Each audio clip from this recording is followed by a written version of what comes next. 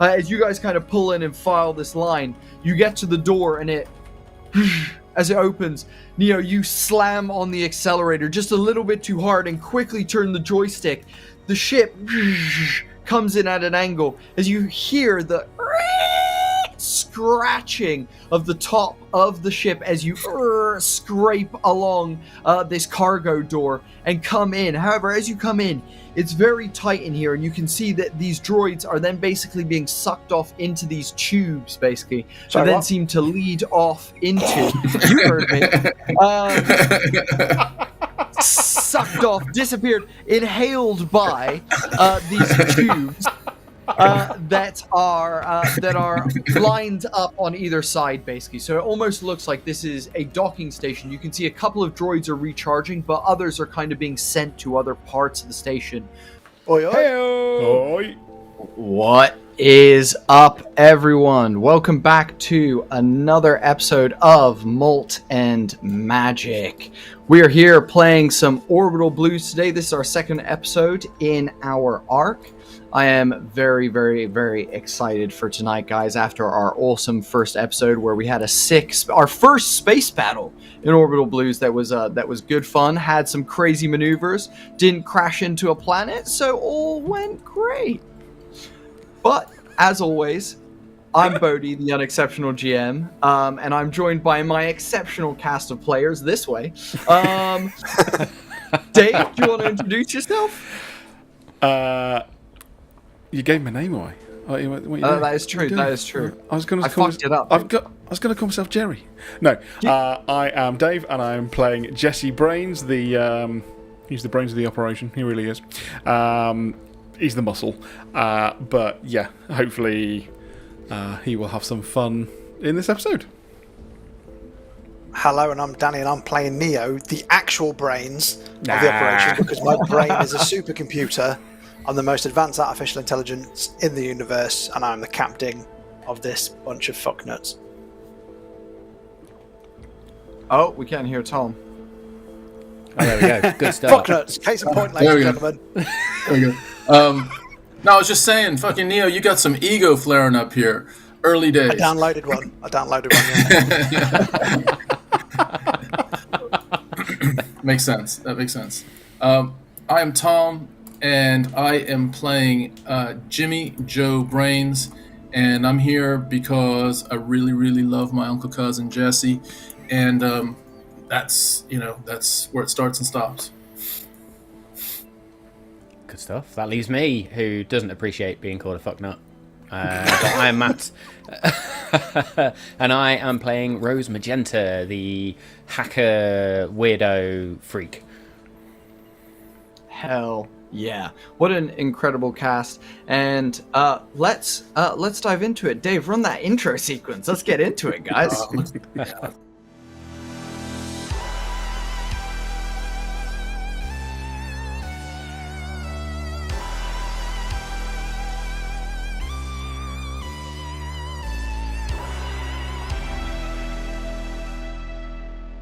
Super cool. Hell yeah. Sure, then I remember. Hello. That's what she said. I was going to say, it's not the first time he's heard that one. Yeah. Start as we mean to go on. So, guys, we are back playing some Orbital Blues, and here's a little recap for anyone who missed some of the first one or has forgotten because it's been a little while. Our crew took a job where they needed to meet this gentleman, basically to find out what he kind of had going on. Apparently, there was something going on with this VR game system called The Wave, basically. After acquiring some information from him, the crew managed to escape some scars that came and interrupted their rendezvous with their patron, killing the patron, and these guys decided to dip out and run. The scars laid chase, however, with some great maneuvers and great teamwork all around, the guys managed to escape the Scars officers. After landing at an illegal airstrip outside of Nouveau York, the gang then made their way into the city to go to their hideout and begin preparations for plans to infiltrate the Ocean Corp headquarters. So that is where we shall be rejoining everyone. As the camera kind of comes through the clouds, you see this sprawling metropolis rising high, high into the sky. Levels of hover ships drift about the various buildings and stacks of New York. The camera flies down into Midtown, and we hear this kind of electric hum of the city. Now, whether that's the chaos and the commotion or sheer amounts of electricity being used in the city, we're not exactly sure. But we pull in to an arcade, abandoned, surrounded in odd patches of grass, on a raised subway track. We hear over the radio from inside, "Welcome back to Malt and Magic 97.8. I'm Bodhi, the unexceptional GM, your dreamy host, dazzling your ears with docile tones in the afternoon. We will be continuing our tales about the renegade future of yesterday that nobody wanted. So prep the hardwire, pull in that data, and get ready for the adventures we recount. Welcome you into the galactic era of the outlaw. And, as always, here at 97.8, the following music-fueled Moon-Age daydreams of the rebel race to Andromeda are all 100% true. These are your Orbital Blues." As you hear a voice come over the speaker then, I have shut that up now. Sorry. It seemed to break through on my frequency.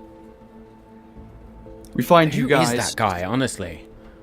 We find you guys stood around a hologram of this spinning top-looking space station, as you guys are all kind of looking in this glow of this hologram, basking you in light.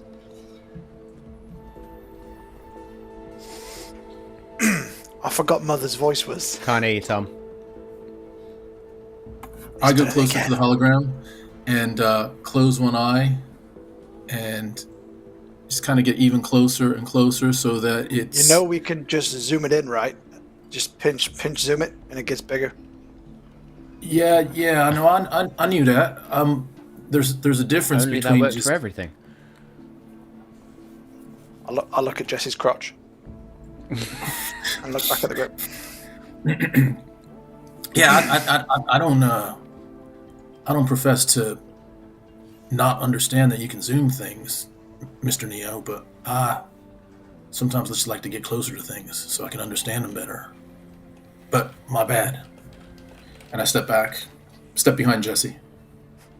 No, go on. What were you looking at? I want to see your train of thought. Was you were thinking of a way in, a strategy? What was on your mind? Well, here's the thing. When you really get close to something, you understand that something that seems constant, like a singular color or a singular sound, is made up of a bunch of different things, like waves or pixels. And so if you can get close enough to it, sometimes you can see some gaps that may not have been visible from normal distance, I guess I'd say. So I was just looking, that's all, and I reckon there's gaps, like with everything. And do the schematics give... Is it just the outside of the space station? If we zoom in, can we go through the walls and see inside it as if we was to be able to walk the corridors and stuff?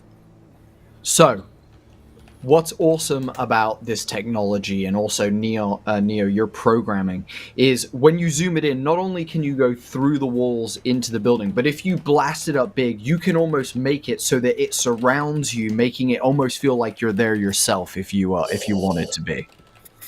So we could actually do like proper training exercises where we walked the corridors and we can time it. Okay. That's like, did you see that movie, which one was it? UC. Uncle Cuz, which Mission Impossible was it? Was it 58 or 59 where he has to drop down and he has to kind of like maneuver around the lasers and stuff like that. That was Hang on. It's 58. I've got an IMDb app. Hang on. I think it was 43. I think it was 43. It's the one where Tom Cruise is mostly Android at that point, right? Yeah. They just got his face left. Yeah. Which is weird because he keeps changing it. Wasn't that the one? He just takes his face off, puts another one on. Yeah. So I mean, is he still him? If it's only him? You mean if you take your face off and that's the only part of you that's real, are you then that person? Or does Ethan Hunt just stay in a box for the rest of the movie? Let's test the theory, and I'll take my face off, and I'll put it down on the Am I still me? Jesse talks to the face that's on the floor. Yeah, of course you're still you. You're just there. What I mean is, are you going on a mission if you stay there? Like, what's... Oh, fucking hell. I'll put my face back on. Oh, and I'll just do a we're doomed type fucking head and hands type moment. Through all of the previous talks that you've all been having and Jimmy looking at the hologram, Jesse was definitely like spaced out because he was looking and he was getting that memory of all the stuff that was going on. So he only really chimed back in when you actually talked to him about the movie.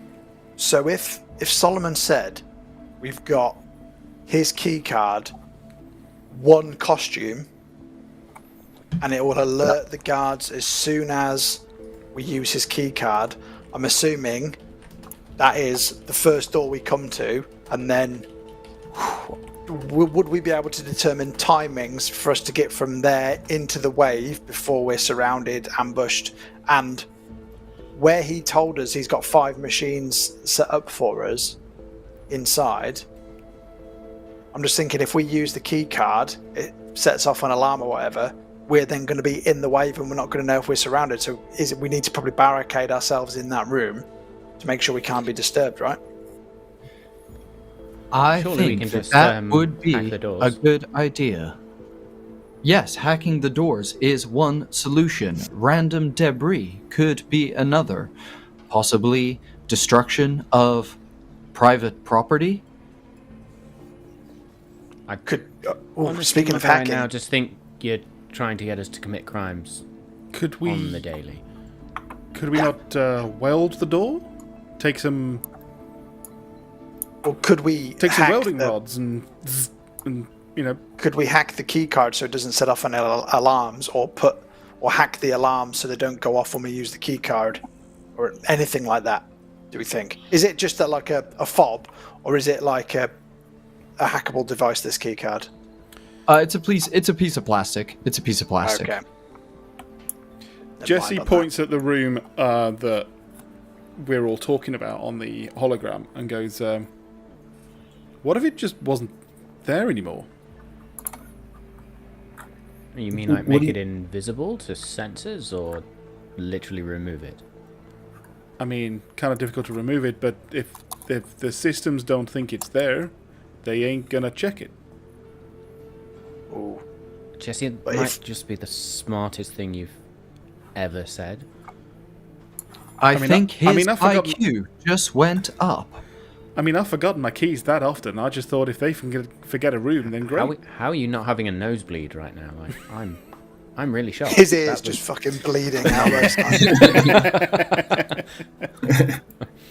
But if we hack it in advance, does that give them more chance to know? Or will we have to hack on the go as soon as we enter to make the room disappear, us disappear, and the siren go off?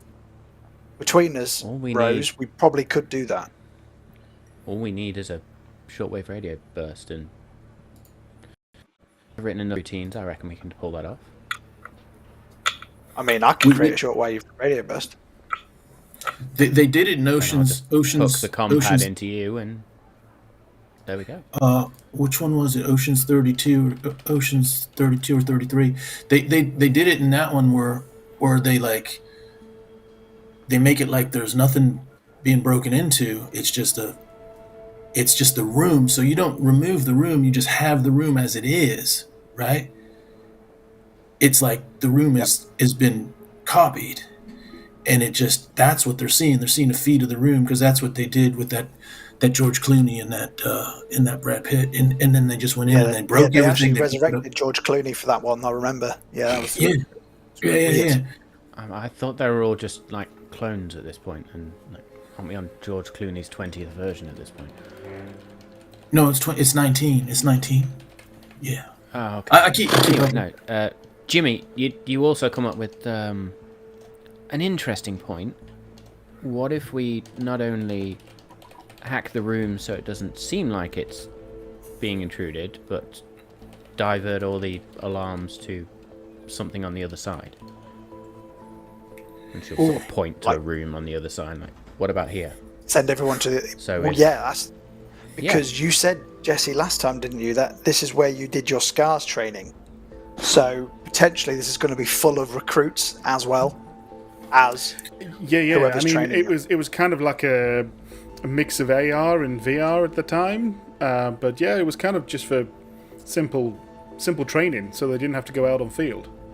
So it would be physical human SCARS agents rather than robotic guards. Which obviously didn't you say that the company was taken over? So it may just be company men. Oh, maybe it's just lab coats. Can I look through the archives / whatever this version of Google is? Do Ocean Corp use human staff, or do they, apart from the board, do they have robotic workforces? So I could determine they'd have robotic guards.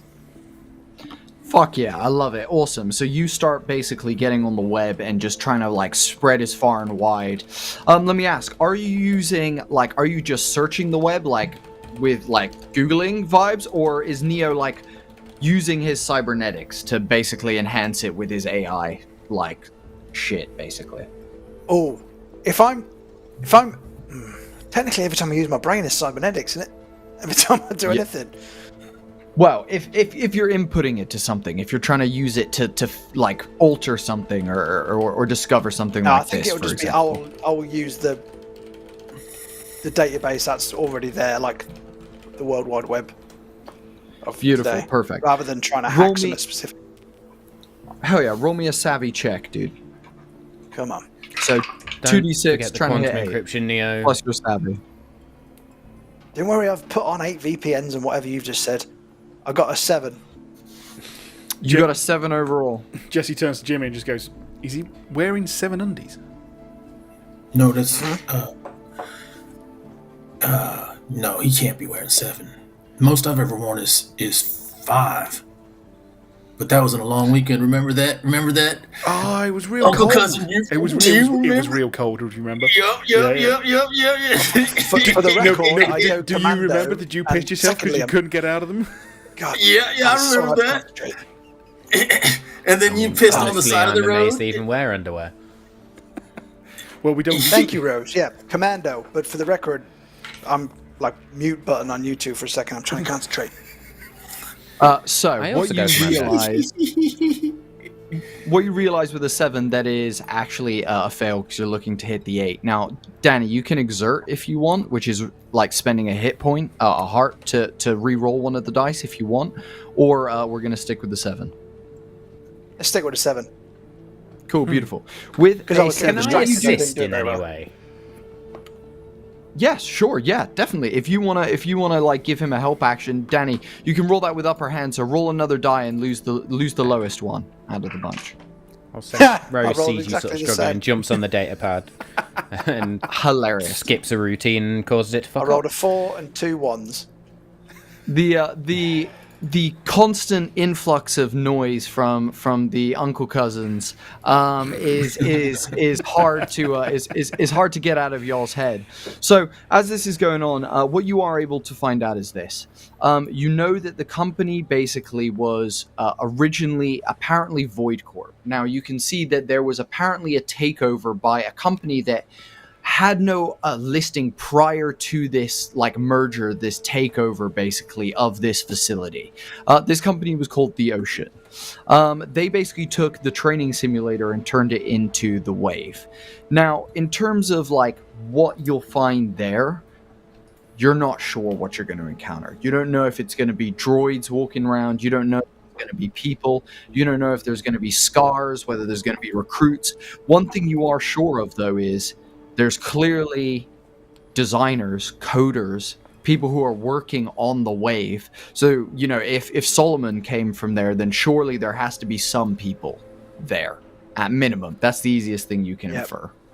And would I then infer, if they're coders and stuff as well, there's potential innocent bystanders that we need to consider? Would you call a hipster coder innocent bystander? He probably has an acai bowl for breakfast. Motherfuckers. Yeah. You ask me to get you another flat white, I'm going to stab you in the throat with a fork.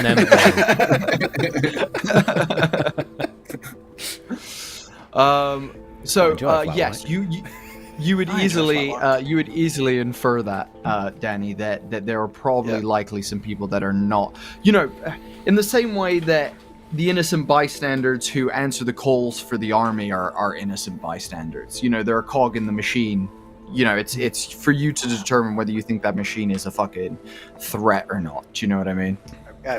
I'm just a innocent bystander. Yeah.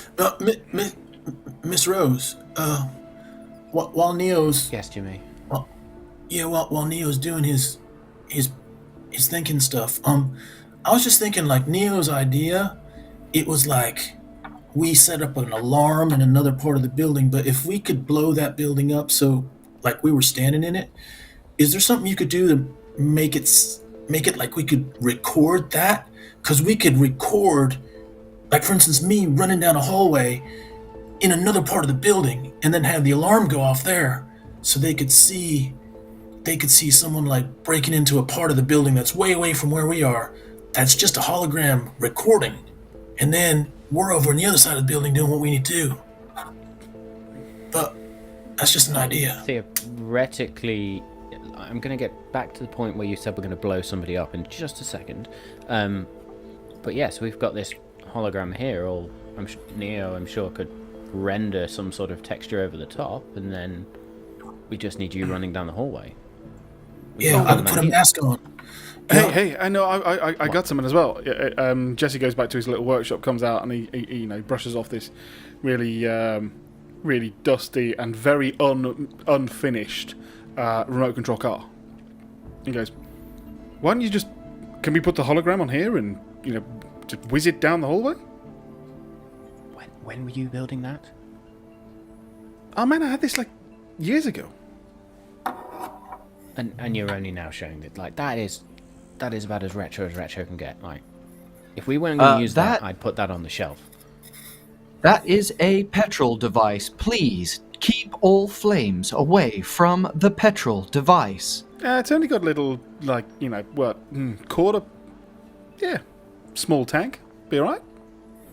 Well, actually, but it might be noisy. If it's a collectible, I could just make I could make an avatar, but if we need something to carry the avatar, I could just make a little robot Hoover type thing, robot vacuum type device. Yeah, it's probably better than this. I've never been less turned on in my life. I believe it is called a Roomba. Yes.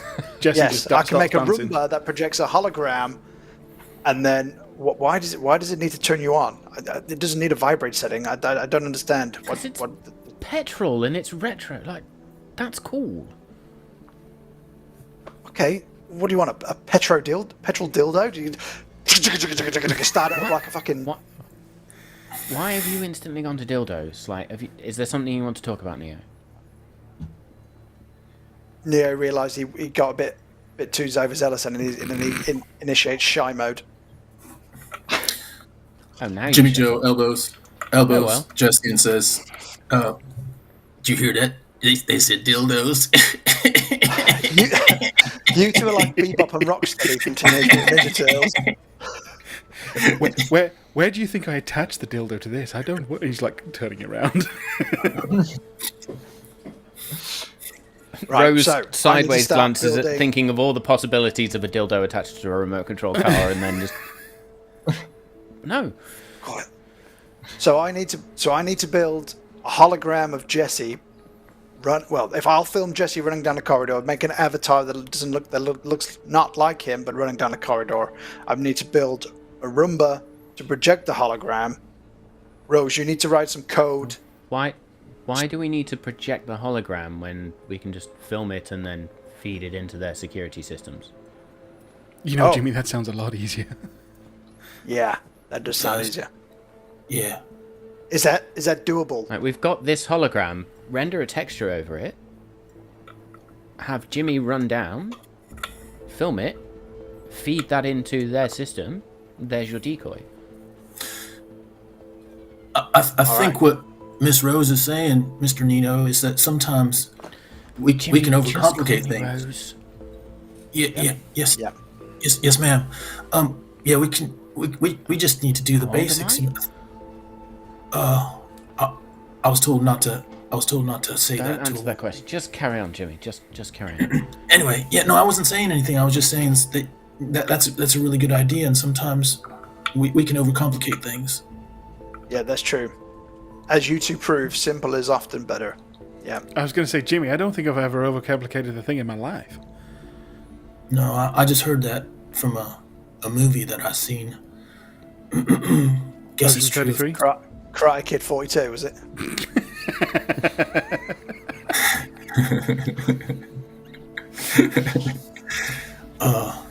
I don't remember. Billy Zabka's still in it. It's actually Jaden Smith's kids that are now starring in it. Like, Yeah. So we are thinking. Right. So we're creating a hologram. We're filming it in the hologram. Yep, you're filming it in the hologram. Okay, so let me ask you, so a couple of things that you would be able to discern is, one, yes, you're easily going to be able to film this in, and Neo, you would know the moment you gain access to any sort of console that is connected to a main database or main server system, you would easily be able to, like, get this into their system, basically, and work on something. Now, Rose, something else you would have thought about, at least, is you've seen the type of code that Solomon is capable of coding. What are the rest of the people at this building going to be capable of coding, essentially? You know, you got to think about, you know, what kind of things are they going to have in place? If Solomon is able to build something so cryptic and complex with this virus and things, what are they going to have there waiting for you? Now, the filming thing is definitely super, super easy. You guys would definitely be able to do that. Yeah, so do you guys want to go ahead with doing that? Is there any other plans or anything else around that you guys would like to do? Any other aspects of it? Neil, when do you have to do your clever stuff inside the room to protect us?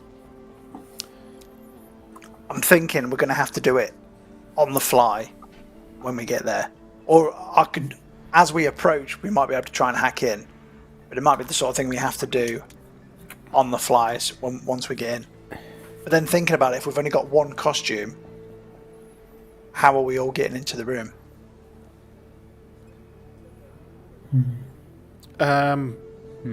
Special order of parts in a big box?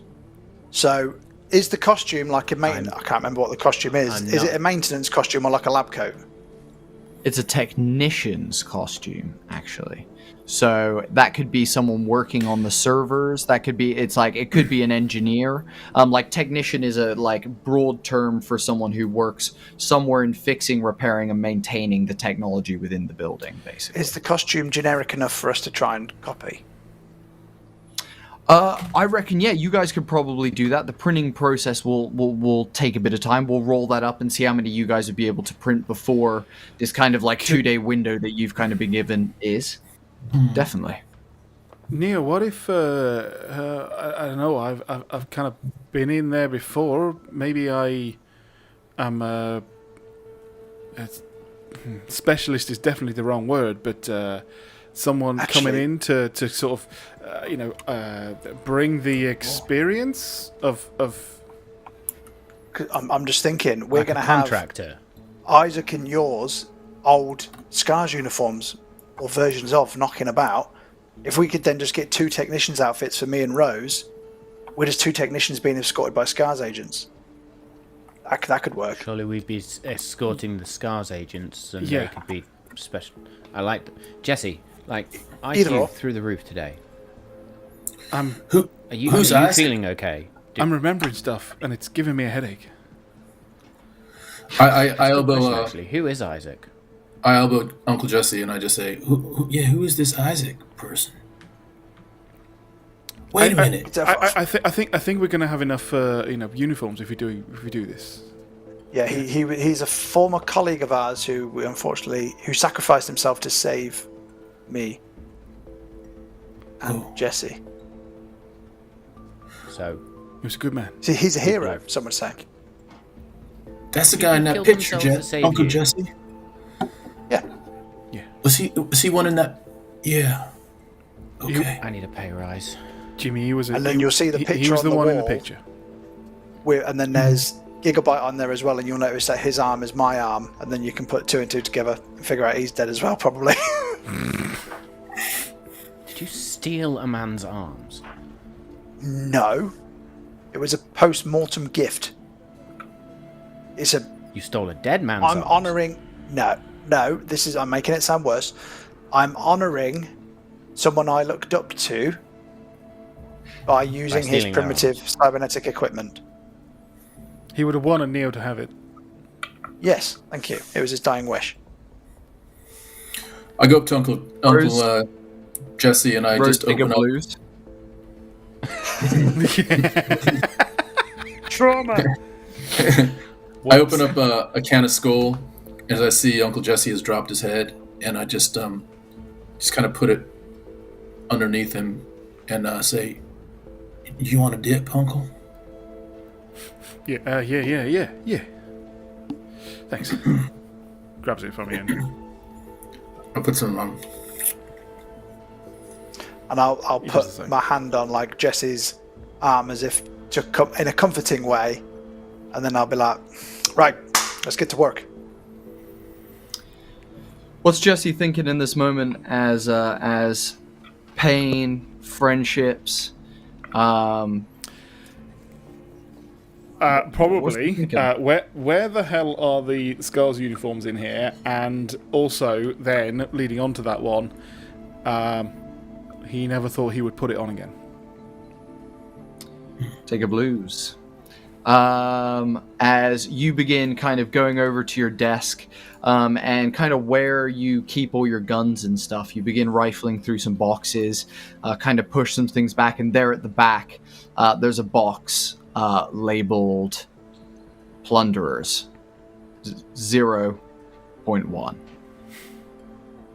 You pull out the box and you kind of rifle through some stuff. You can see that there is some various bits of memorabilia, some photos, probably a couple chunks of like the old Bessie 1, and in there though at the bottom, wrapped up at the bottom, is a like bundle of SCARS uniforms. As you pull them out, they kind of unravel and furl to the ground. And as they do, something falls on to the ground between all of you guys. What is it? What's that? It is, from the looks of it, as you kind of pick it up and rotate it, it seems to be some sort of like letter with a small chip at the bottom of it. What's that, Uncle Cousin? I don't know. Neil? Do you want me to play with Is some of that the the chip? data chip that Gigabyte had from Arc 1 that had Void Corp secrets on it? As you begin reading the letter out loud,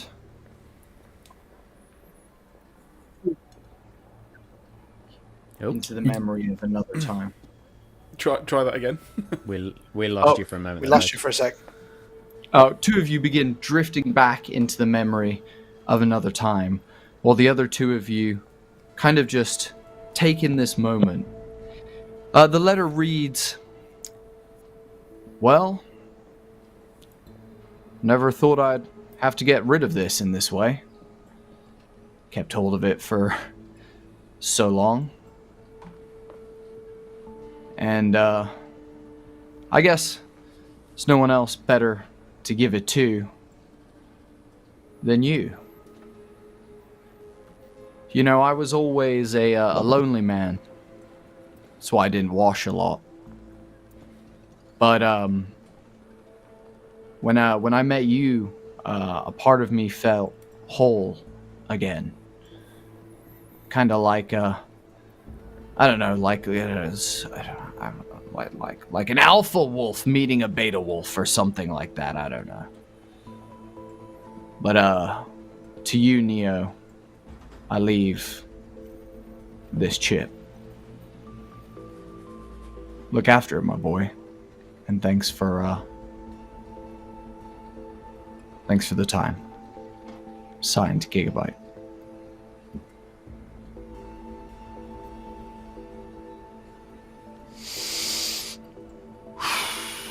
So, this has brought some memories flooding back because after escaping from Void Corp, I promised to myself that I would finish Gigabyte's mission, which was to release those secrets and take down Void Corp. I haven't done that, and that is something I regret that I'd kind of actually forgotten until just now. And that links into a trouble of mine for the road not taken, which is a choice I now regret. So that will give me a blues if you so agree. Yeah, definitely take a blues for sure. And I feel so it's a choice I now regret, and it's a path I probably need to get back on. But then if Void Corp has been taken over by Ocean Corp, I try and console myself by thinking actually taking them down is one piece of the puzzle anyway. But I have actually never looked on this data chip. Indeed. So what I'm going to do, I'm going to plug it in. So I've got an SD card reader up my schnoz, so I'll put it up my nose. Nice. Perfect. Why not? And I'll see what's on it, because I don't actually know. Okay. As you plug this chip in, it opens up folders upon folders upon folders that kind of float in the ether in front of you, Neo, in your vision. Neon. As you kind of siphon through these folders, one stands out to you, and there's many that stand out. There's Breach of 2056 is one that stands out. There is the Ocean that stands out. There is another one that references Project Volkic. There's just folders upon folders of all these different labeled things that seem to be these almost buried documents, redacted documents. You definitely notice the one that says the Ocean on it, but there's I'm many more. double-clicking that one straight off the bat. That'll be the first one I open.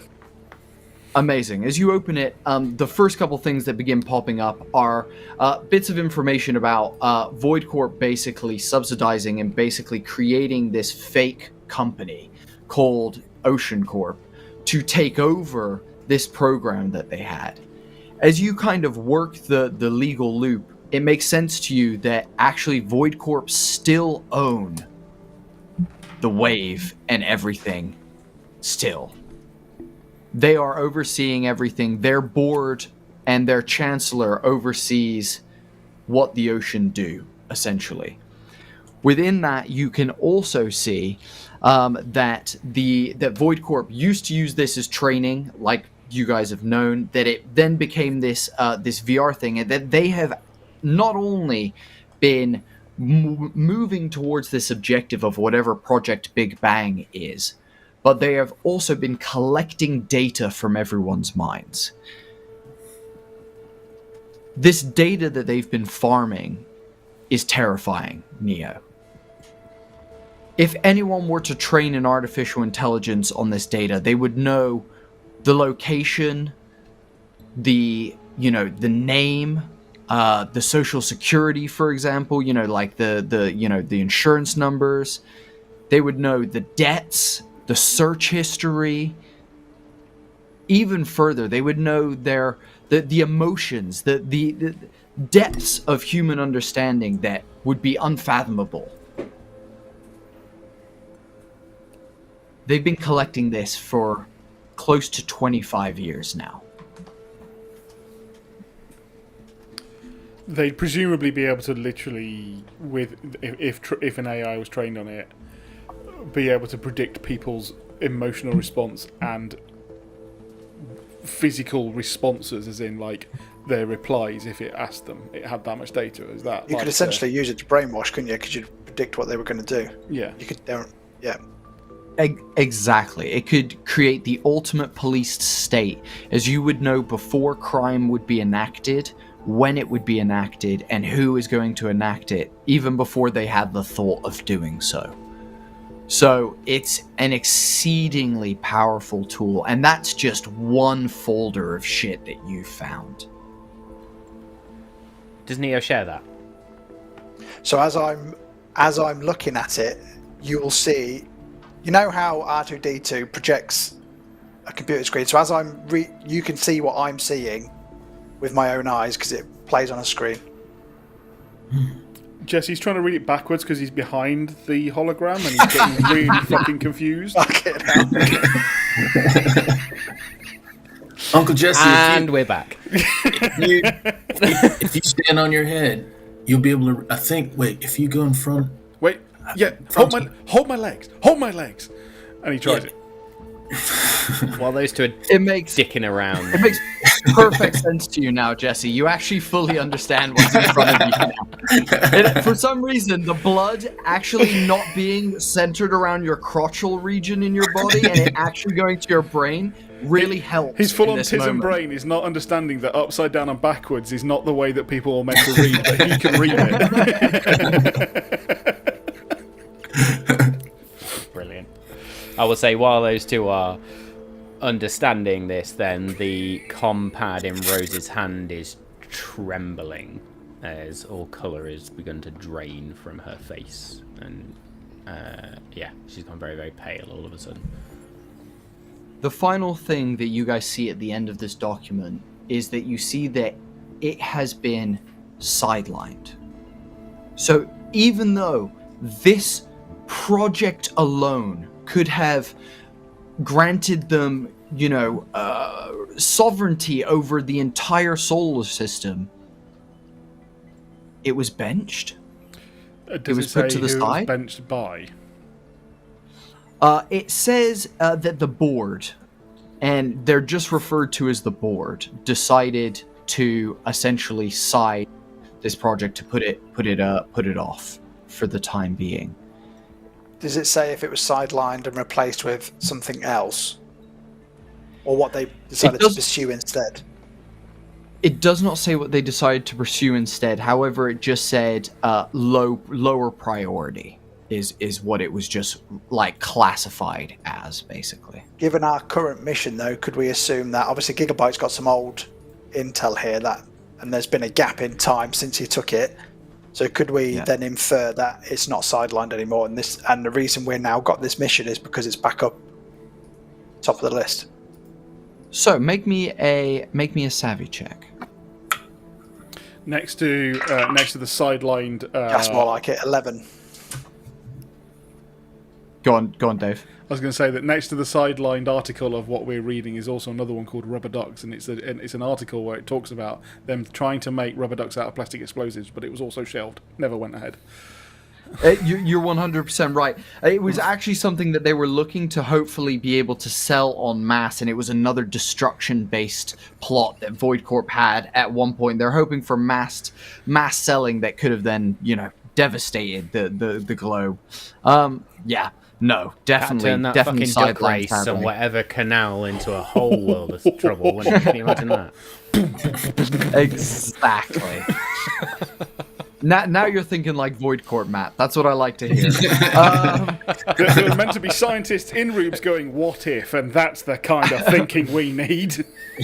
Quaint rural village, nice, picturesque canal.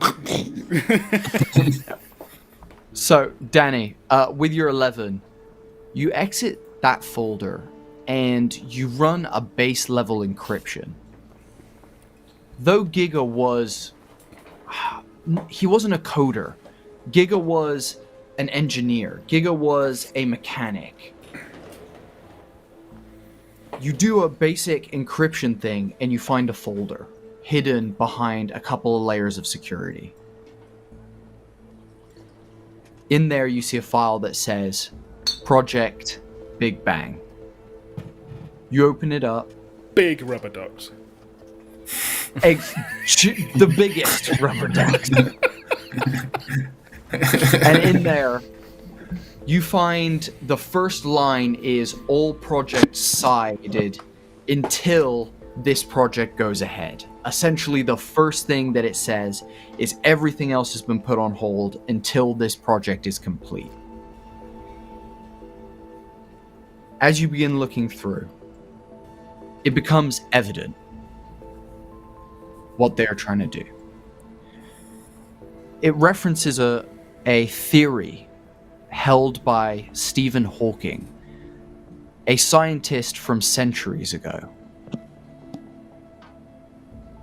The theory is something along the lines of, if everything started with a Big Bang, then that means that black holes are the beginning and not the end.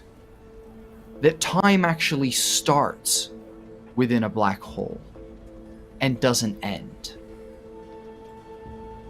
And so, with some deep testing, and you can see that there has been rigorous testing that has been done, a formula was created to create a battery. The battery was then to induce essentially similar to like a particle accelerator, spin two particles ridiculously quickly until they slam into one another like the Hadron Collider, causing an explosion that would start a black hole, resetting the timeline of the universe, in hopes that on the other side of that black hole, time would begin again, and we could hopefully right the wrongs of capitalism, zero drives, the nuclear war, all of it.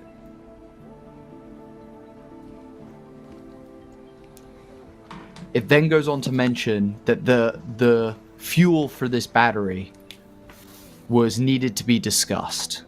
There was then an addendum note saying battery source decided, wave project, human consciousness. Fucking hell. And that's all the file says. I don't think I want to read anymore. This is fucking heavy. So, I've had a thought actually. If it collected data on everybody using the wave, I'm assuming it also collected data on all of the SCARS agents who used it for training as well, right? 100%. I will not tell Jesse or show Jesse that bit. I will hide that from the whatever people see on screen. Hey, Neo, if this is like outdated, can we like just press refresh or connect and get up to date info? Is that how this shit works? I think as soon as I plug it into anywhere that's connected to the Void Corp network, it's going to just be a homing beacon for us. We're just going to be a flashing target. Cool. Can you plug that in at the other side of the base?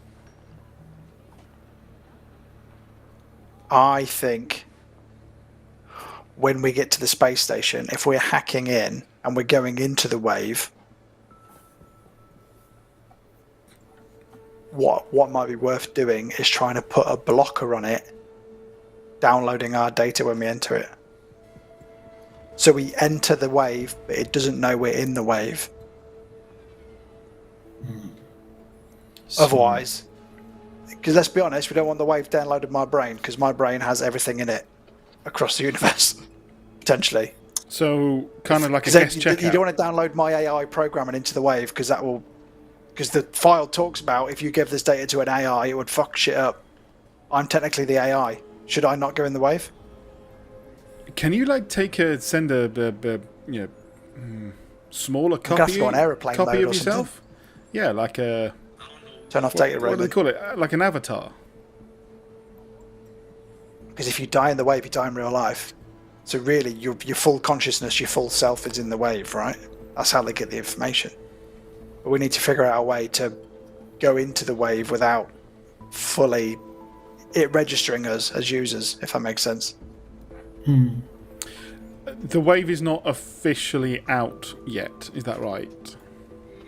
A version of it is currently in existence, one that Rose and Jimmy have spent a bit of time around and within. Yeah. However, this update, this legendary update that has already been announced, you'll see it on the hollow boards across the city that are just splayed across the skyscrapers of the city, talking about it coming out. Have we already lost? Because the wave's out, so are people's brains already making a black hole somewhere? No, but technically, yeah, they're technically charging the battery now. But if this is, that must be the test, the pilot, to make sure the concept works, to then roll out Big Bang Wave. Oh, everyone, we've got a sequel, and then that Big Bang Wave, not without using the word Big Bang on purpose in that way. The second wave is then the one there takes everyone's consciousness and energy to fuel the battery. So I think the initial wave was the tester to hook people into it. The second one is then the one proper to fuel everything, right? The thing is, Neo, maybe you going in and being that AI is fucking dangerous, but also could be the most powerful thing in there. I kind of feel you kind of got to go in and... Yeah. Rose, do you think we could go in with that? Rose, back in the room, Rose. Why are you acting so weird? What's wrong with you? I'm gonna be sick. And she runs down to her little area. Jesse realises he's been standing on his head all this time with Jimmy holding his leg, so he's like, and just sort of drops to the floor. Obviously, you guys have more experience with the female of the species. Is this something they do? What do you mean more experience? You mean throw up and run away? I mean, they're not that... I'm not that bad. Do girls run away from you all the time? That's what I'm trying to ascertain. Yeah, more often than I like. So, is that my fault? Is that your fault? Is it just a Rose thing? I don't understand what to do here. My mum would just say random shit like time of the month, so sure, that. I was making my way over to Rose's little corner of 16-bit, and I just pop my head in and say, Rose? Can I get you anything? Yeah. And I just hand her a towel. Can I get you anything? Some water or anything? What? I feel like that was the strongest alcohol we have here. I don't care what it is. Just that. Are you? I just feel like we just come across something that's bad. It seems like it's real bad. It is real bad, Jimmy. It's real bad. But like you and Mr. Neo, y'all the smartest in the whole New York. We'll figure it out, won't we? We always do. That's what Uncle Cousin Jesse said. He said he said Mr. Neo is the smartest he's ever seen, and Uncle Cousin's seen all of it. You don't get it, Jimmy. We're in the system already. It knows us. And it knows far too much about me. As you say that, Rose, this like static erupts in your mind as you flash back to a moment. A man, or at least his avatar, stands over you. Black suit. Pinstriped. Immaculately ironed. Tie thin as a pencil. As you scan up to look at his face, static is all that your face can see as you try and gaze upon his eyes, just that static. Almost like your mind is trying to block the face from your head. You hear that voice. The one you hate. Come on now. My Rose. Don't play coy with me. And at that moment, we static back into the room.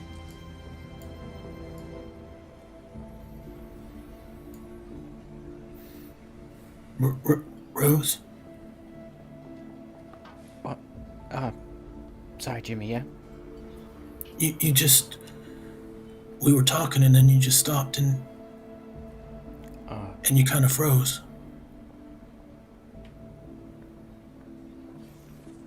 Sorry, Jimmy, do you mind getting me that drink? Yeah, sure, I'll be right back. Thank you. And then as Jimmy is leaving, Neo's coming, so they pass, and I'm like, I'm worried about you, Rose. You usually steal in these situations. I know Jimmy has used the wave, but he's obviously not bothered about them having access to his brain. It's probably like 3 kilobytes worth of data. Have you used the wave? Is that what you're worried about? Or are you just nervous about the mission? Are you nervous about them having access to my AI? I just want to help you. What do you need me to do? I need every record of me out of that system. If that's what it takes, that's what we'll do. When we're inside it, we'll find it. We'll delete it. Along with everybody else's.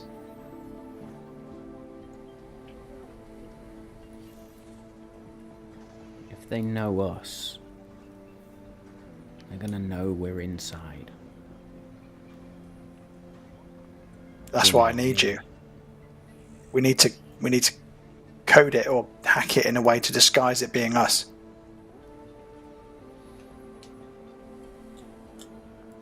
We need to go in and admin mode or something. It can't have access to you, me, anybody. Up, down, left, right, select start. Yeah. Alt F4. Oh, F4, I just fucking closed. Hold on. She'll look up and meet your eyes, and there are tears just sort of streaking down her cheeks.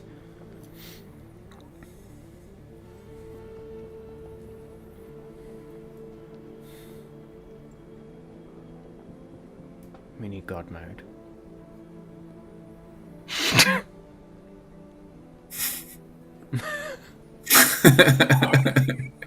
We need God mode. I love how Brett heard you on that one. /God mode. Fuck off. Incredible. Incredible. Well, we played a lot of Doom as a kid, don't worry. Forward / game mode but- creative, yeah. Yeah, she'll say, we need that God mode. You might just be it. But there are things in that system that are gonna know me and find me.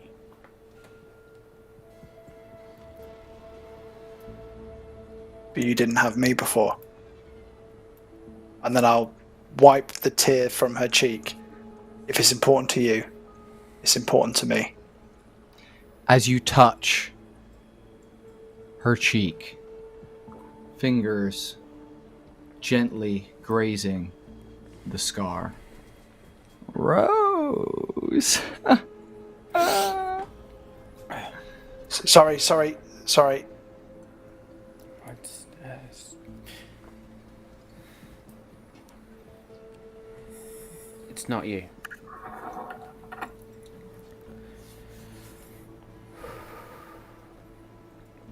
Jesse's walked Whatever you up need to me this. to do when we're in the wave, I'll do it.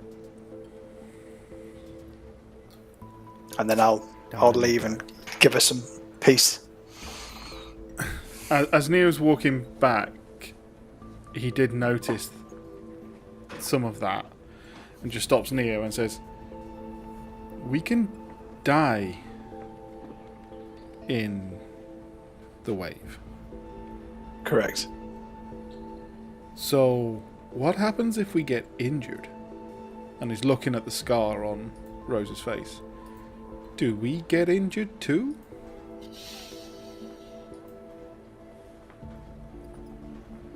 He's talking to you, but basically just staring at Rose. I always considered it as your brain dies in the game, so then you're just a husk in real life. I didn't think that wounds in the game would physically manifest themselves on your actual body, but it could happen. I'm not sure. Your brain makes it real. Oh, we talk too loud. Is that what happened, Rose? Don't ask. Not quite. But close enough.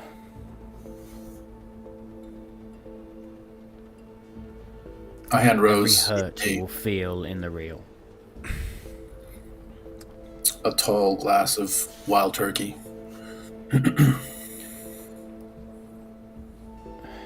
On the rocks. Thank you, Jimmy. And she just drains the glass. Right, enough of my shit. We've got work to do. Amazing. As you say that, we are going to enter a mini montage sequence, guys, of you kind of prepping for this heist. So I want to know what kind of stuff you guys are going to be doing during this prep. Also, if there's any conversations that you'd like to pull anyone aside for or anything like that, you're welcome to do so. But as far as I understood, we're getting a hologram made with terrain textures. We are recording some footage of some people running down it. We're recording an explosion in another place, I believe, was another thing that was talked about. Yeah, so it'd be like Jimmy might set off an explosive and be running away from it to cause a diversion sort of thing. So Jesse uses some of the petrol that he's got for that RC, and he puts it in a spray can, gets a lighter, and basically as Jimmy's running through this hologram, he then sprays that to make it look like there's this fireball behind him. Beautiful.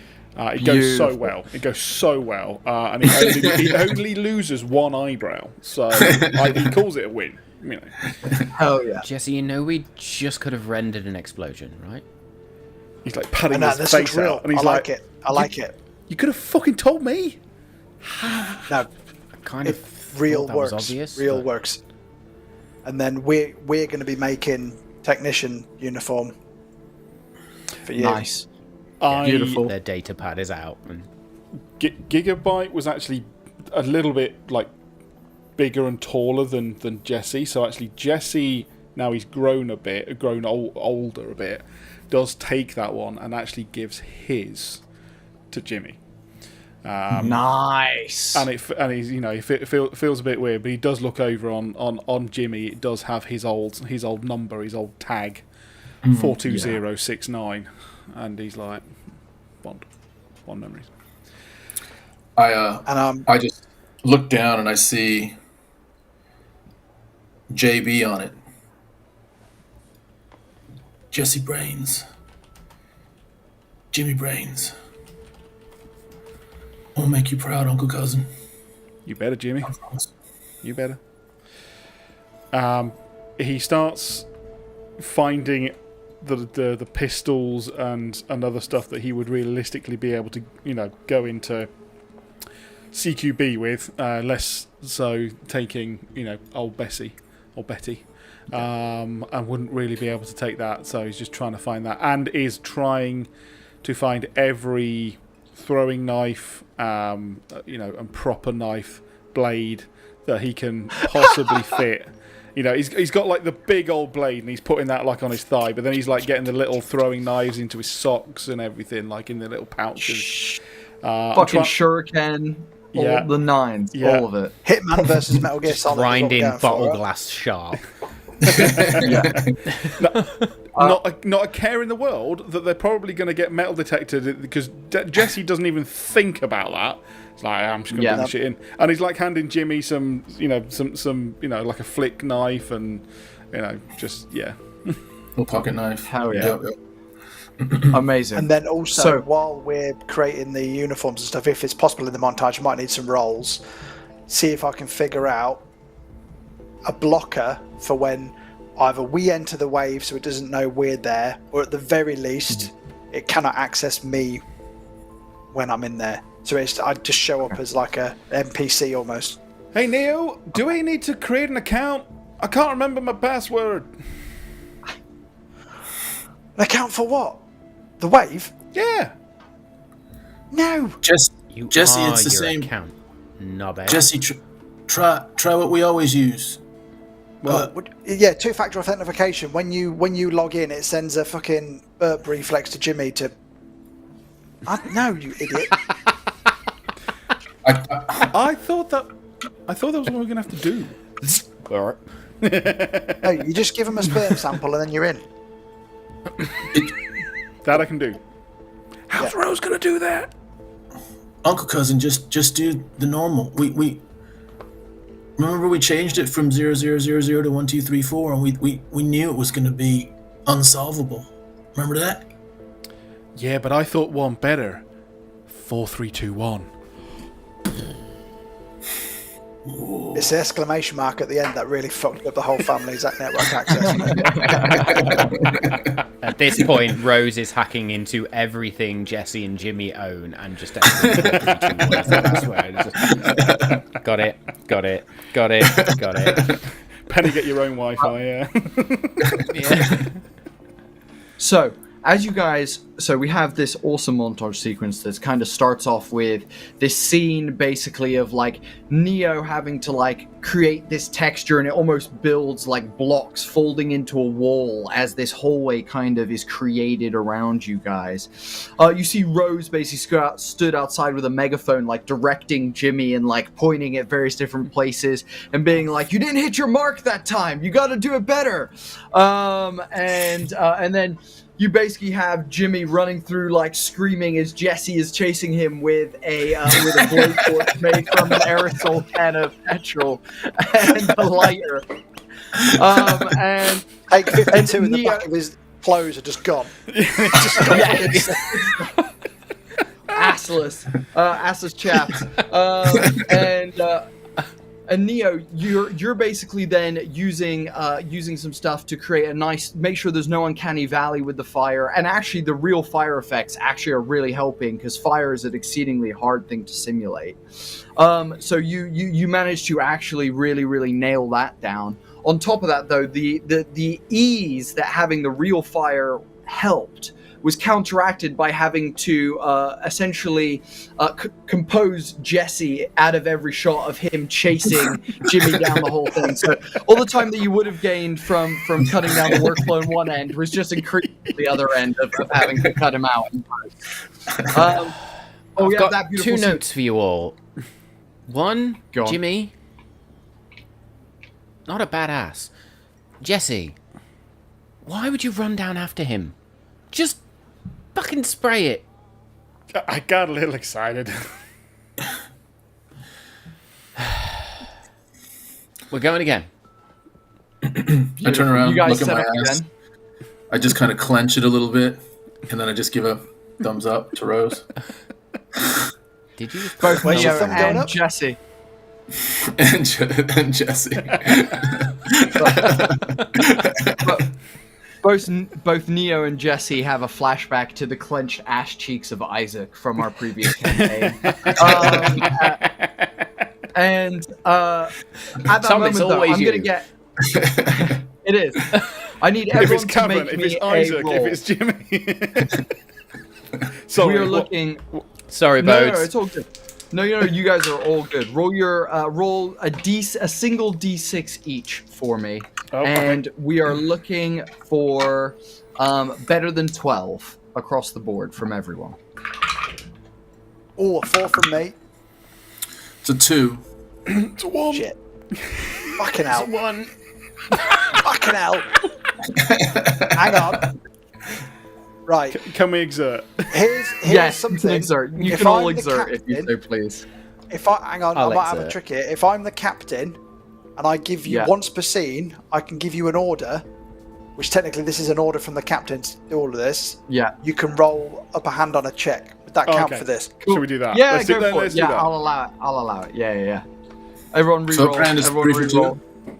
Or just a reroll with the So I single? don't need to spend a heart. No, you don't No, need to spend a heart reroll. and just reroll it. Not yet. I'm not going to re-roll because I've got me 4. I'm happy with that. Cool. Fuck me. So that's 5. Matt? 3. A 3. So if it's That's up a hand- 8. We only Remove need the- All we another need is a 3. 7, I know Jesse. another Come on, Dave. We need a 4. 3. Hang on. 4. If it's up a hand, Tom can keep as high as 1, can't he? Yes, that's true. Yes, yeah, I'll allow it. What's What your was higher the original one, Tom? roll? Oh, sorry. So my original was a 2. So I rolled 2. Then. Oh, Perfect. fuck me. That gets us to the 12. Perfect. Come on. On the money. Beautiful. So this That was harder simulation than that I you thought guys it should have been. create, She said. this decoy bit of film that you guys create is good, but it's not exceptional. It's like quality, like it would fool a layman, but if anyone took any deep time looking in it, there's some artifacting where Jesse has been like green screen cropped out. There's some weird like glitchiness to some of the simulation and things. So it's a bit good, like but it's Minecraft. not perfect. Yeah, it's not perfect. essentially. Live, it will look good, and frame by frame, they'll be like, "Fuck me," Yes. you know. Yeah. Exactly. Well, it's a good It's thing like we're any going to be Marvel showing this movie live, then, release isn't it? these days. Yeah. Beautiful. Okay. I mean, so that Daredevil is- was that's badass. awesome. Let's be fair. It wasn't bad. It wasn't bad. Dave, can you please roll me 2d6 to see how many knives you find? Fucking hell.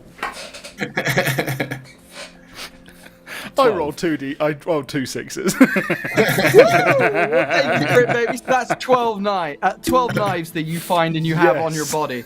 You can add to your inventory 12 knives of any hell. sort. He's do- filing okay. down plastic no, knives and no, forks from okay, the but I random am- place I am- and all sorts. Yeah, I am going to share that, so I'll do... what should I do?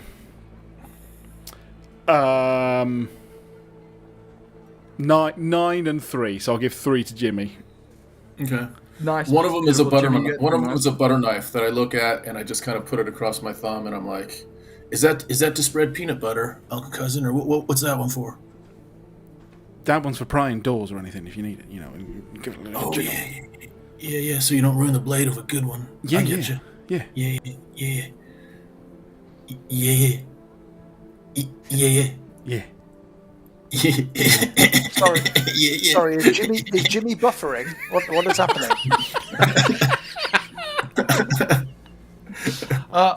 Amazing. You distribute these knives. You manage to collect a good selection of knives with you. Now, anything that you guys are leaving here that is currently in your inventory, please remove that from your inventory.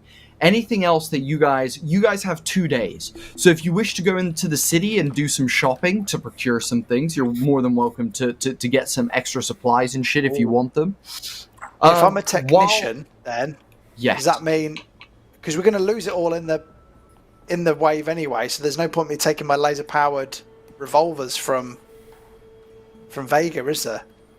Unless Well, I except- give them to Well, Jesse. we still need to get into the room, so that's why Jesse's taking, like, knives and But a stuff. technician isn't going to need. If we're thinking of cover, a technician ain't going to have fucking 2 guns, is it? No, you just need a tablet or something, don't So you? hide it in your belt. Like, the coat will hide it.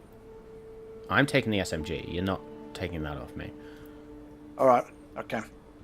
Always good to have a plan B and C. To be fair, they are concealable. you also do have to Yeah, get out of fucking this loud. building as well once you've planted the virus. Touche. Oh, does that mean so- when Those I'm look in the like wave, really I won't have powerful my revolvers as cybernetic? well. I won't have any of my cybernetic heat vision, night vision, and all that bollocks. Oh, fuck Why don't we worry about what happens in the wave when we get into the wave? I'm basically going to be impotent as soon as we get in the wave. No, you're probably going to be even more powerful. She's going to So- flick you in the crotch. What we're going to do in a minute is I'm going to do a gear check with all of you so we can just work out what everyone's taking in. Does anyone want to go and purchase anything or do anything like that? Before we We get need it for our Danny costume and Matt designers. for some stuff. Yeah, are we happy with, like, you're going to security lock the door, or do we need to try and, like, weld it shut? Well, if we're going to make it so the room doesn't exist, isn't it? But then Yes, also, no, that's fine. Again, it's I'm basically assuming just... they're all automatically doors, so we can.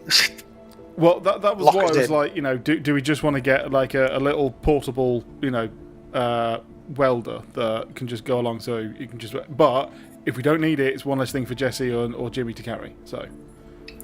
I mean, I'm happy to take it. My only I issue know my with way around. Welding welder. the doors is how we get back out. That's when Jesse holds up a little, tiny little, like that much of C4. What is it with you and explosives? They're fun. I actually can't argue with that one. Okay. Yeah. You're just lucky it's not inside a rubber duck. Jesse's really Rose is going to hand Jesse a rubber duck. Like, off the pop shelf, Oh, like, yes. there's a rubber duck. In fact, yeah, if we have to blast this weld open, we are so shoving it up a dock and then sticking it on. I'm going to For those who've caveat just it. joined, It's he like, means because a rubber duck, not a real duck. Rubber duck. Yes. So, you know, so no animals were harmed in everybody's the seen making. the rubber ducks that have got that are like characters now, yeah. Yeah. Like, yeah, this is Like a Superman Deadpool and shit. duck. Yes. Nice. She will hand you the Deadpool It's duck. a retro Deadpool duck from the release of the Deadpool Wolverine movie over 2 centuries ago. So with that, then he's already got that little, and we're talking like D6 size amount of C4. So it's like pointless, but for this, a little trigger for it. Apparently all stuck into the bottom of a rubber duck, and then a little disposable, almost like welding torch that's literally got enough remote charge on it to just zzz, and that's it. It will be done. Like, this is not a fancy piece of kit, and literally that's it to weld the door and open the door again. Perfect. Awesome. Okay, cool. Anyone else looking to get anything extra or grab anything from the hideout or purchase anything else before we move on to the next little bit, which is going to be Danny and Matt doing some hacking stuff and preparing some hacking shit? Nope, So I just think the only costume other for me. thing Rose would be, the only thing Rose would be grabbing is the makeup, 'cause she's going to hide the scar. Perfect. Awesome. So you're going to get some makeup and do that. And by the way, while this scene is happening with you guys running through the thing, there's that cut of Rose like filling in the scar with some like foundation and concealer to like make it the same skin tone. In between those cuts, we have cut to Neo stood by a machine that is very slowly printing an exact replica of the technicians. Thing Me on a that sewing just- machine, just like tick, tick, tick, tick, tick, tick, tick, tick, tick. No, it's a 3D printing. It's 3D printing you the outfit. It's just you. It's just.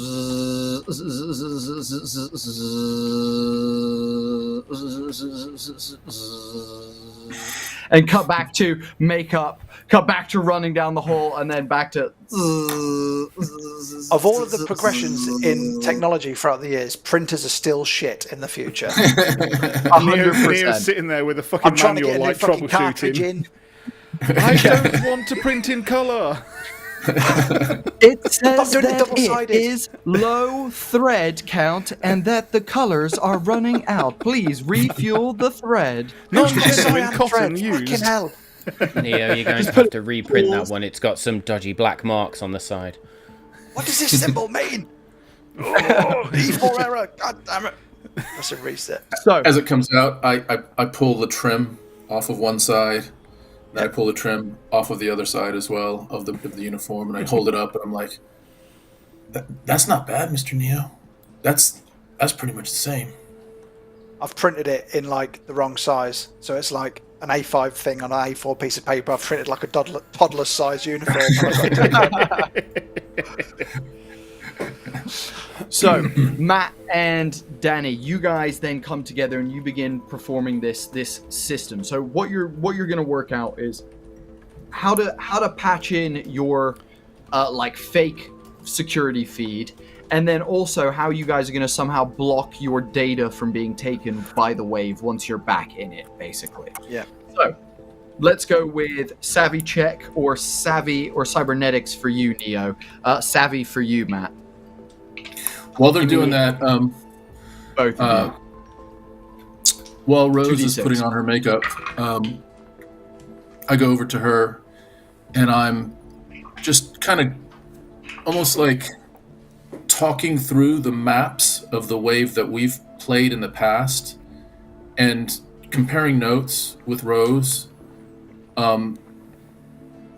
like with the presumption that there might be some similarity in this new version of the wave and the maps that it presents to some of the old gaming maps that we were playing when we were accessing the wave back then.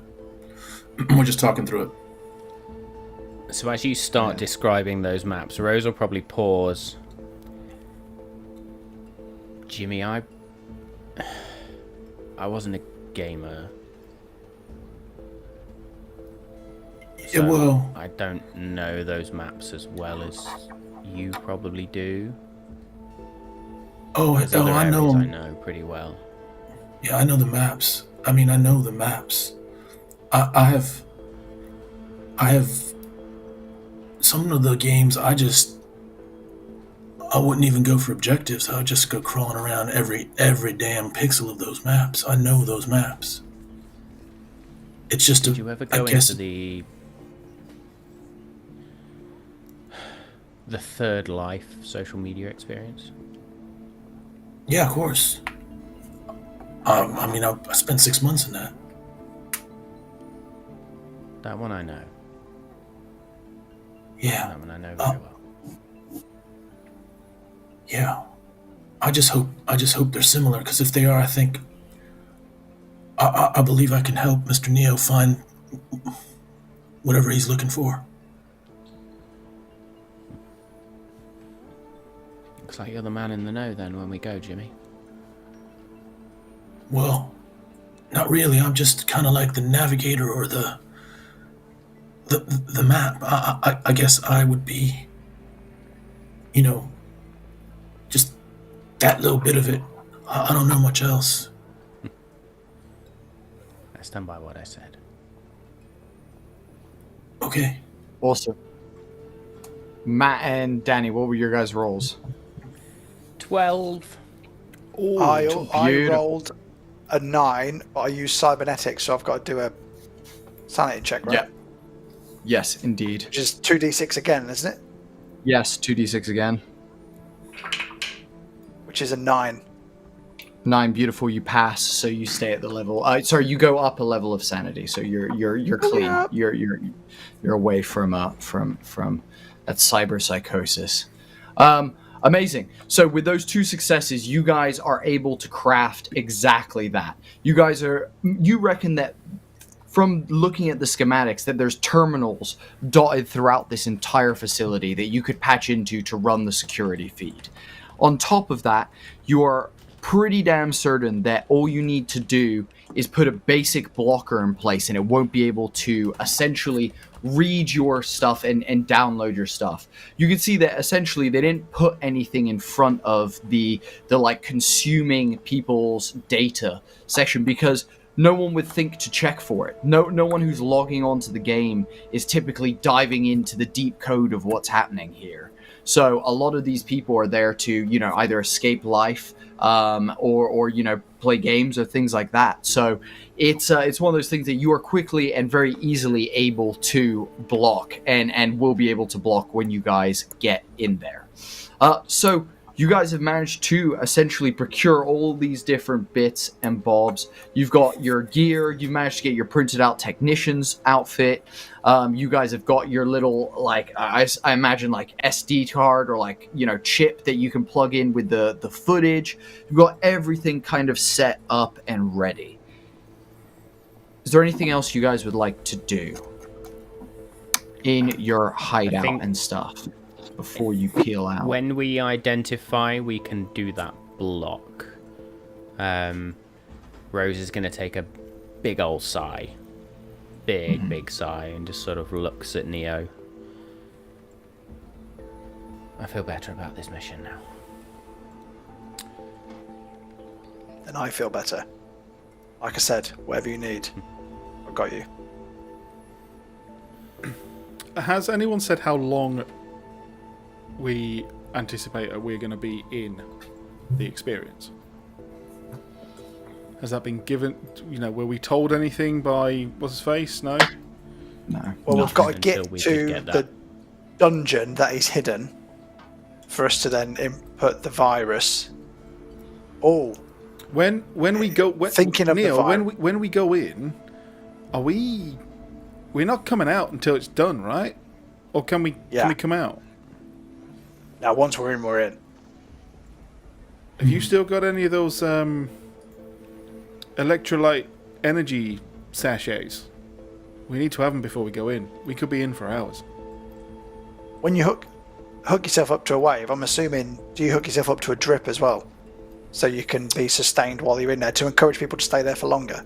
Jesse doesn't know that because obviously it was a very basic when he went in. Yes, so of course. So what you would know is that high class machines, like high level Atmos machines, do basically. However, people who are kind of operating in their house often can't afford that level of gear, so they have earlier version of Atmos machines that still kind of connect to the same server. But yeah, no, a lot of them won't have this kind of stuff. You would assume though that this is probably the highest tech gear that is out there that is in this lab, so you would hope that it would have a drip tube. Now, realistically, whether that's something that you want to... Yes, totally. Yeah, go for it. Yeah, Matt, roll me just roll me 2d6, Matt, and you're looking for an 8. 6. You wouldn't know. You wouldn't know if they're going to exactly have drips, but you would assume, based on the level of technology, that they're probably going to have them. Whether you want to trust those is up to you. If we're creating codes as well for it to not know we've entered the game and to not access my AI brain, do we also need to create one so it doesn't know we've brought a virus in with us? And also, if we lose all of our belongings when we go in, how do we take the virus with us if it's on a physical chip? So Solomon mentioned... Solomon mentioned essentially that all your gear will disappear except for the chip. He coded the chip to appear in the game, basically. Once an Atmos machine reads that virus chip on the person... I don't need to worry about that. He's coded that already. No. Cool. Yeah, you'll have to press Q. Your inventory will come up, it will show up, and then what you'll be able to do is hover over it, and it will just be like loads of random characters, and it won't say what it is. It's just like, blah, blah, blah, blah. You won't have a clue. I'm expecting us to load into like a pre-game lobby where one of us can just say guns, lots of guns, and a whole fucking wall appears. Oh, we will have to wait and see, won't we? So, if we're not as you guys towing leather, I'm not going in. If it's not latex we see the crew dressed in these various costumes, exiting 16-bit with duffel bags filled with various different items and things that you guys are taking with you. You guys make your way back to the outskirts of the city, where you catch a ride back through the tunnel to Clive Dixon's and Dixon's Brothers airport airstrip. There you find Old Bessie 2 completely repaired.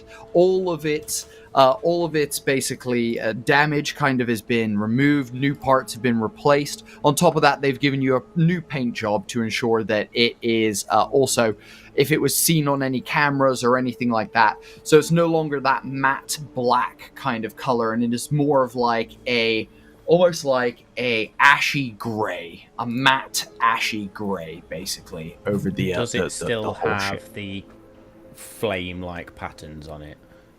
Yes, it does. Awesome. No amount of paint could cover those. They just wear through and make those sections of the plane darker. It just the paint is just darker in those sections. You guys board up old Bessie, and as you do, a voice patches through the thing through the intercom. It's oh, hi there. This is Clive. Thank you for stopping by with us. We appreciate your business. However, there is one small problem, and I know you guys are good for it because I know where you guys live. But we're aware that you played us with fake credits when you were last here. Now we're gonna let you go, but you have exactly 30 days to pay us the right amount of credits, and then all will be good. Otherwise, we'll come find you guys. So don't you fucking forget it. You fucking fuck with the brothers, they fuck with you. I really don't like threats. She's going to jump on the intercom. Fuck you very much, Clive. And to you too, Miss Rose. Have a lovely day. As you say that, Jesse gets into the pilot's chair and begins kind of strapping everything together, getting strapped in himself. Neo sits next to him as both of them operate and begin pulling old Bessie out of the dock, and you take off. As you guys ripple through the layers of the troposphere and the stratosphere and then exit into space, it's almost like that boom, that wave hits you as anti-gravity kind of sets in. Jesse flicks on the artificial gravity within the ship. So, left or right, Neil? It's actually straight up. Oh, sweet. You guys... I mean, going back to the question from last time, which way is up? Like, exactly. how can you tell? You guys shoot off into space towards the direction of the Void Corp / Ocean Corp headquarters. Hey-o. Hello. At Thanks that for all moment, together. we're gonna cut away from the party into the Ocean Corp headquarters.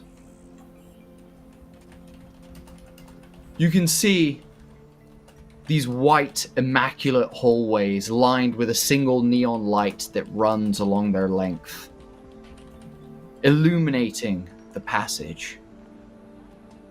A couple of doctors walk past in lab coats with some sort of undulating specimen in a vial as they both converse. They pass a group of heavily armored SCARS officers with some sort of large bowl mixed with like a tire droid rolling next to them. It has treads on all the surfaces outside and seems to be omnidirectional and almost like basically having a gyroscope to keep it balanced and rolling as it follows along with the SCARS officers as they patrol down the hallway. As the doctors walk past, they kind of nod at the SCARS officers, and we follow the two doctors into a room. As the doors open, they enter a lab. The doors seal behind them. They walk over to this chamber and just steam and almost like that dry ice kind of ripples outwards as they put the sample in there and seal it down. They turn and look to one another. Well, I know our project's been sidelined, but it does feel good to have finally made progress. Well, what are we gonna call it in the end? The other one looks. Does it fucking matter at this point what we're gonna call it? Who cares? They're not even gonna use it. Our lifetimes have been wasted. I don't know. I was thinking something like symbiote or something. I don't know. I guess it doesn't matter anymore. And at that moment, we're going to take our break. Oh. Symbiote. Ooh. Guess we should write that down. Amazing. Right. See you in a minute. Yeah. Hello. Welcome back, everyone. We are back for our second half of episode 2 of Orbital Blues. Our players, our characters had just begun, had planned through their entry to the Void Corp building and some plans of how to basically get themselves to the wave and in the wave, as well as protect themselves from their own literal intellectual property as they go into the wave. However, our team, as always, did not plan for an exit, so we're going to see how that goes, and just roll for it. We're going to improvise, folks.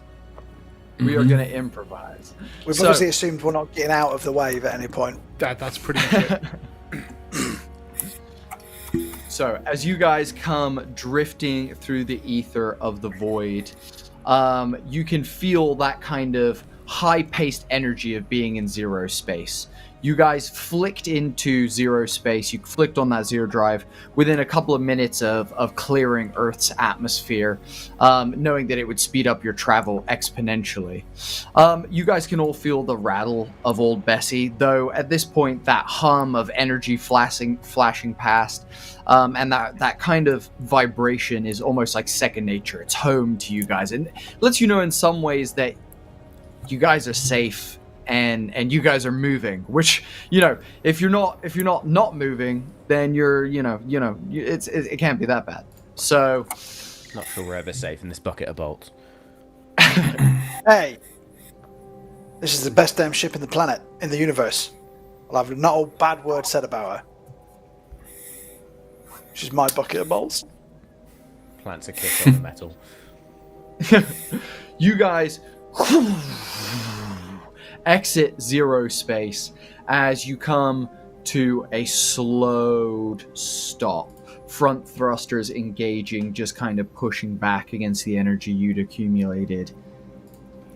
In front of you, floating, probably like, a mile or so away, is a giant space station.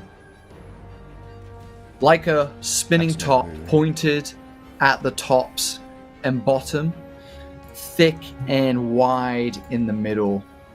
You can see that around it are various different droid ships. There's other ships arriving and leaving, and there's a flurry of things going on around this giant space station.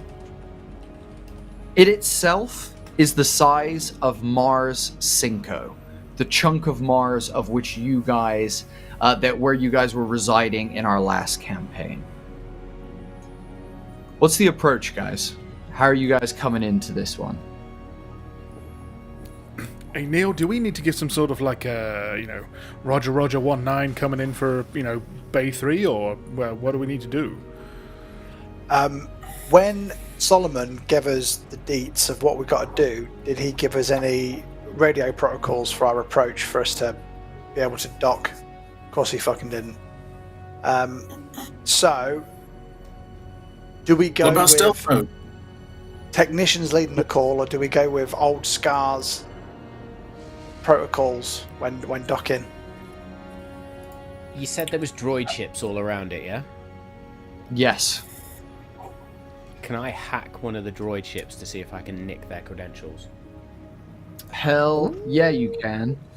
Roll me a savvy or grit check. It's a legitimate code, but it's old. It's expired.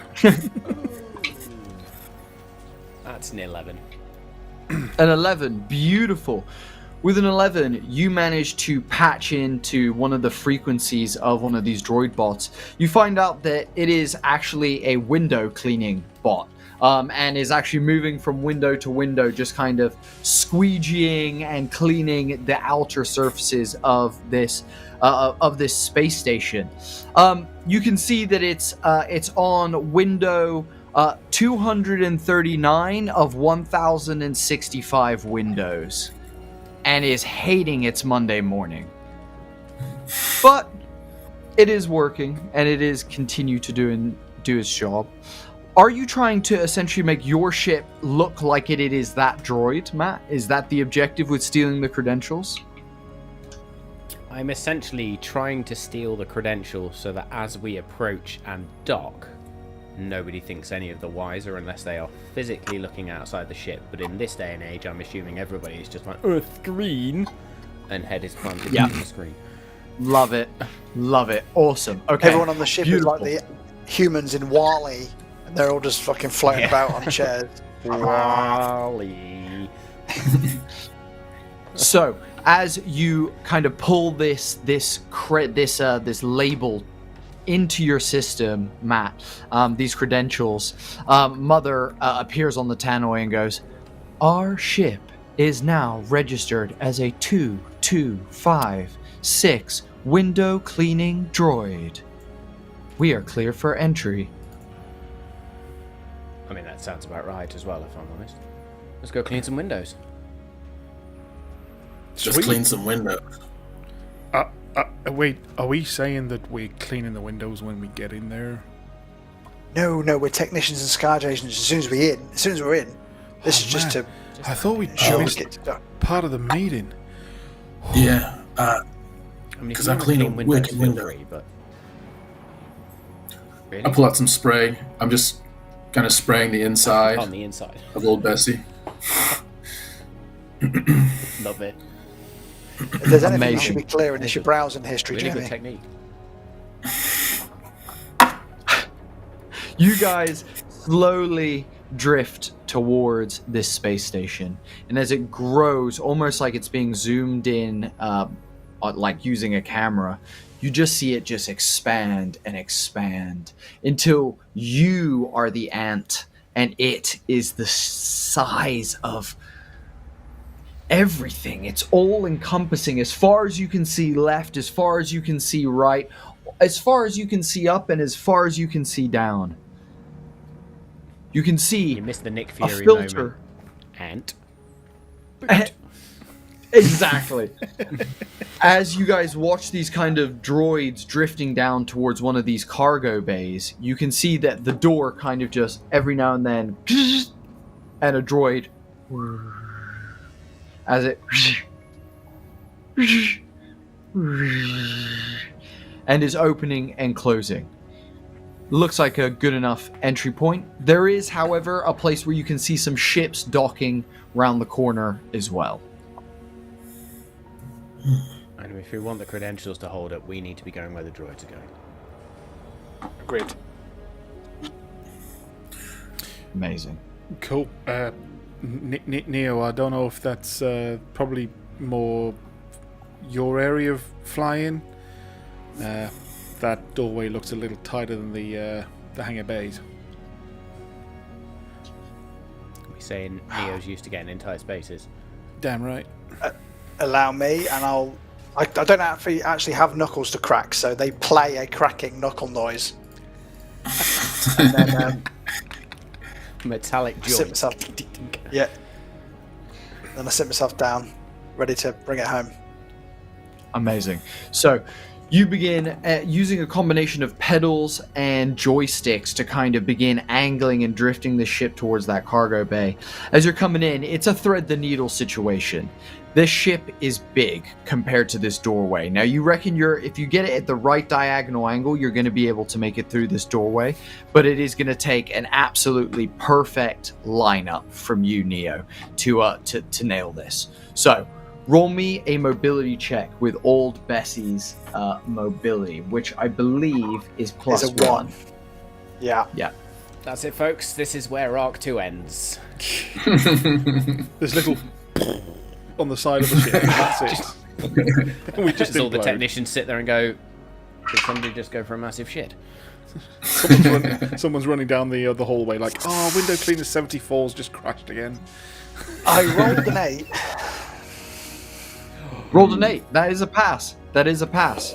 So you just make it. Scrape it. You just make it. You come banking in, and you kind of, as you come in, you file into the line of droids coming in. You knock 3 droids out of the line as they and drift off into space and begin kind of tumbling off in various different directions. You see one bounces off the side of the actual space station. As you guys kind of pull in and file this line, you get to the door and it, as it opens, Neo, you slam on the accelerator just a little bit too hard and quickly turn the joystick. The ship comes in at an angle as you hear the scratching of the top of the ship as you scrape along this cargo door and come in. However, as you come in, it's very tight in here, and you can see that these droids are then basically being sucked off into these tubes, basically, and then seem to lead off into. You heard me. Sucked off, disappeared, inhaled by these tubes. That are lined up on either side, basically. So it almost looks like this is a docking station. You can see a couple of droids are recharging, but others are kind of being sent to other parts of the station through what look like, almost like how would I describe? Like a tube that you would send a letter down, basically, like a. And it would like disappear off and like that. So droids tube. Are just disappearing off. Yeah, a vacuum tube. Thank you so much. I'm expecting Jimmy Joe to go shove his knob in it in any minute. As you guys come in, though, you kind of fill up majority of this space as the ship kind of comes to a stop. There is, as far as you can see, no door for any human to enter or exit this cargo space.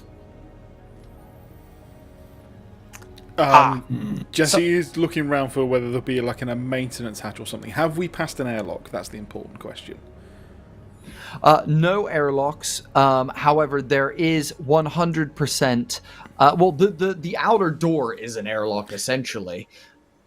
Yeah. The outer door is an airlock for starters. But we're now in oxygen, so if we got out, we're not in shit. Yeah, okay. Yes. So yes, 100%. Yes. There's got to be a maintenance hatch around here. Jesse's looking for that. Out the window. Beautiful. Roll me an observation check. It's just 2d6, not added anything on. 8. Beautiful. Nice. With an 8, you manage to see that there is basically some sort of like hatch that would be for maintenance next to one of these tubes. You can see that it just has like a symbol above it of basically like a wrench to. A symbol that you've seen many times in your career at Void Corp. It's the engineer's symbol. It just essentially represents a faction of the technicians here, basically, that would operate in this specific area. You reckon that would work? It just points to that one and goes, well, everyone, that's our way out. So is the space we're in big enough for our ship doors to open for us to get out? As you have just done the gesture, this ship now has gull wing doors. Why would you put doors on it? Why not? As you press the button, the doors scrape along the sides of the walls and the openings to these tubes. As you see this pile up of droids begin kind of coming in and just bumping into the back of your ship as they then kind of are confused and don't know really how to operate. And you see that this line continues to file in droids behind you. It feels like, this is just going to keep happening. It's not really affecting your shit, except the droids are just kind of lost in this room now. This is going to cause attention soon. Can we hack the door to close it and cause the droids to go to whatever their fucking secondary entrance is? Totally. You see a panel next to the door that has a glass case over it, Rose. Okay, I'm going to wander over to that and see if I can hook into it once I'm out without getting sucked out of the ship. Hell yeah. As you come up to it, it's a classic old school keypad locking system. So it's got actual buttons. It's not touchscreen. It's not hologram. It's got actual buttons. You would need some sort of screwdriver or something like that to get in. Over Rose's shoulder, I hand a I need your finger. Screwdriver over Rose. Oh, Jimmy. Thank you. Amazing. I think You that begin looks- undoing it. You begin undoing it and kind of pulling it apart, and you take it off, and you can see that the motherboard is there with a bunch of wiring and things like that. As you're looking at it, let me ask, though Rose is a hacker, how much time does she have looking at the inside of pieces of old technology like this? Oh, see, she's a retro chic girl, so she is indeed. into like the comm pad she took apart and rebuilt, so it was not just a data pad, but was able to send out those shortwave radio bursts. So, if anything, I would say yes, she has taken that.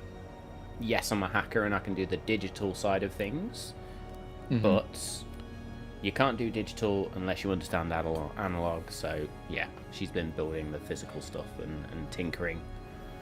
Beautiful. You know the best way to break an old piece of technology is to break it. You grab the entire motherboard and just rip it from the I was about box. to say the same thing, yeah. She probably gets the screwdriver and That's just kind of like through BDSM the for central Neo, and he's chip. got like a digital hard-on watching her do it. Breaking some tech.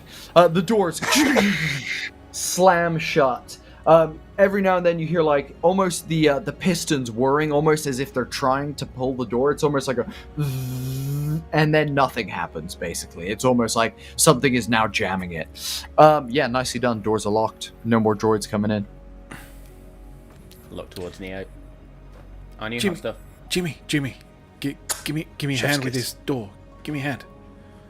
Yeah. Well, you mean? So I just hand my hand out to him. What do you want me to like? What? I can't. No. Come on out. Give me a Yeah. hand with this door. See this Oh, okay. Yeah. red Well, handle? We need to both pull Yeah. it. Okay. All right. Count of 3. 3. We both pull instantly. Amazing. You guys yank this thing with a loud crunch, and it just the door opens into what you can then see further is a second door and a secondary airlock, Jesse, to an intersection of the ship. Cool. Jesse will then go. Right, everyone. Are we all cool? Are we all ready? From here At on this in. point, I'll bring up the schematics up on my wrist computer that I've downloaded. You know, like how I put Mother on there. I've got the schematics. We can see. We've got like a live GPS of where we need to go. Sat nav. Perfect. Neo, left or right? Which way do we go out of this door? You can actually see a little physical arrow. Tell it like Neo nav. Tell them that's where to go. Just straight on down the corridor.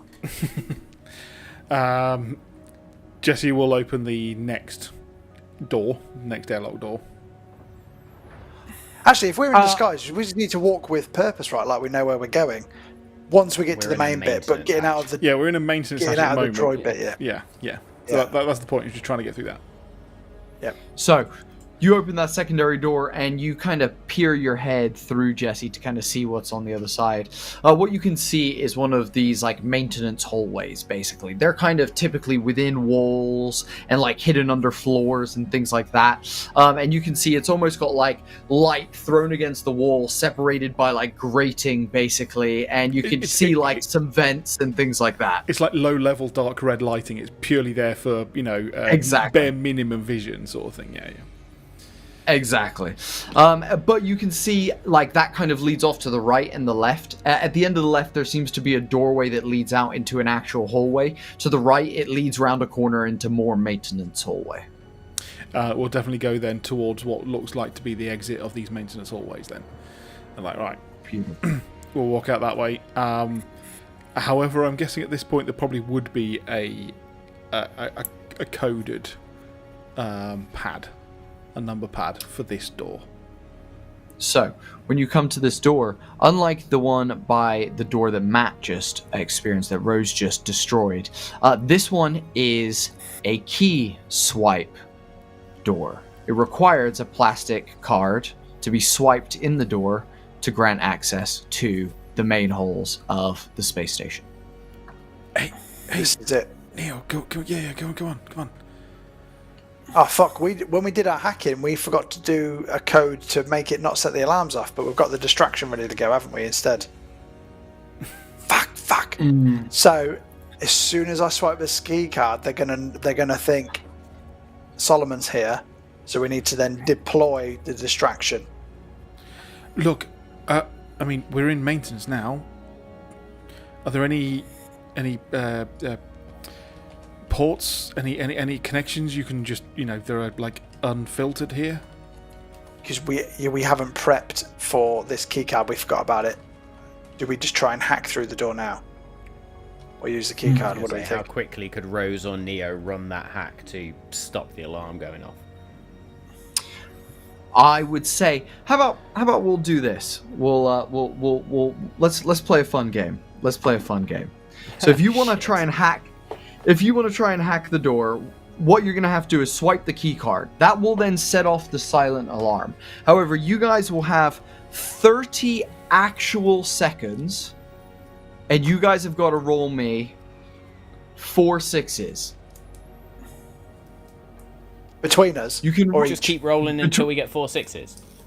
Yeah, and you've got... Actually, you know what? I'll cut it down. Let's go with 20 seconds. You got to get 4 6s. You got to roll 1 dice. Keep rolling until you get 4 6s. If we don't hit the 4 6s, then the alarm's going to go off. Okay.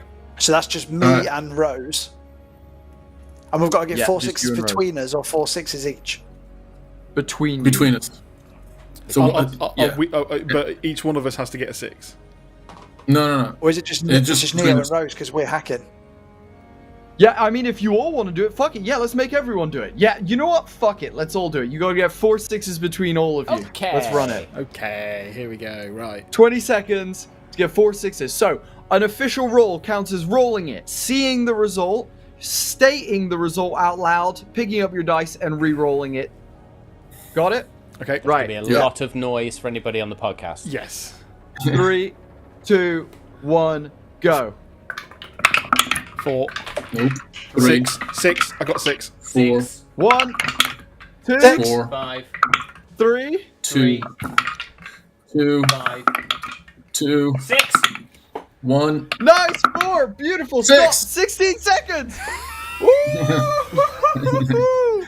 So, Neo swipes the key card as I've Rose never inputs sweat her in 20 tablet seconds so much.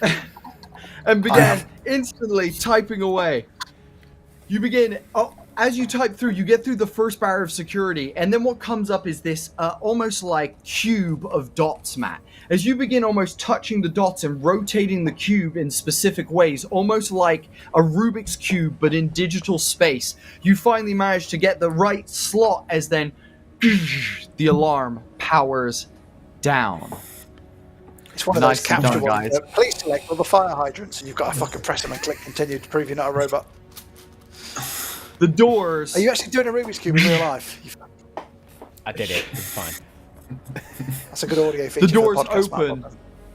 to the hallway, and you hear muffled voices in the distance. And now it's time to act the part. We belong here. You're 2 guards. We're technicians. Okay.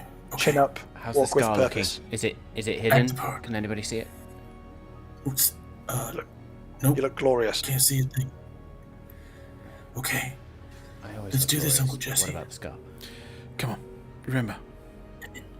Now, Act the part. remember, you're Private Joe Brains.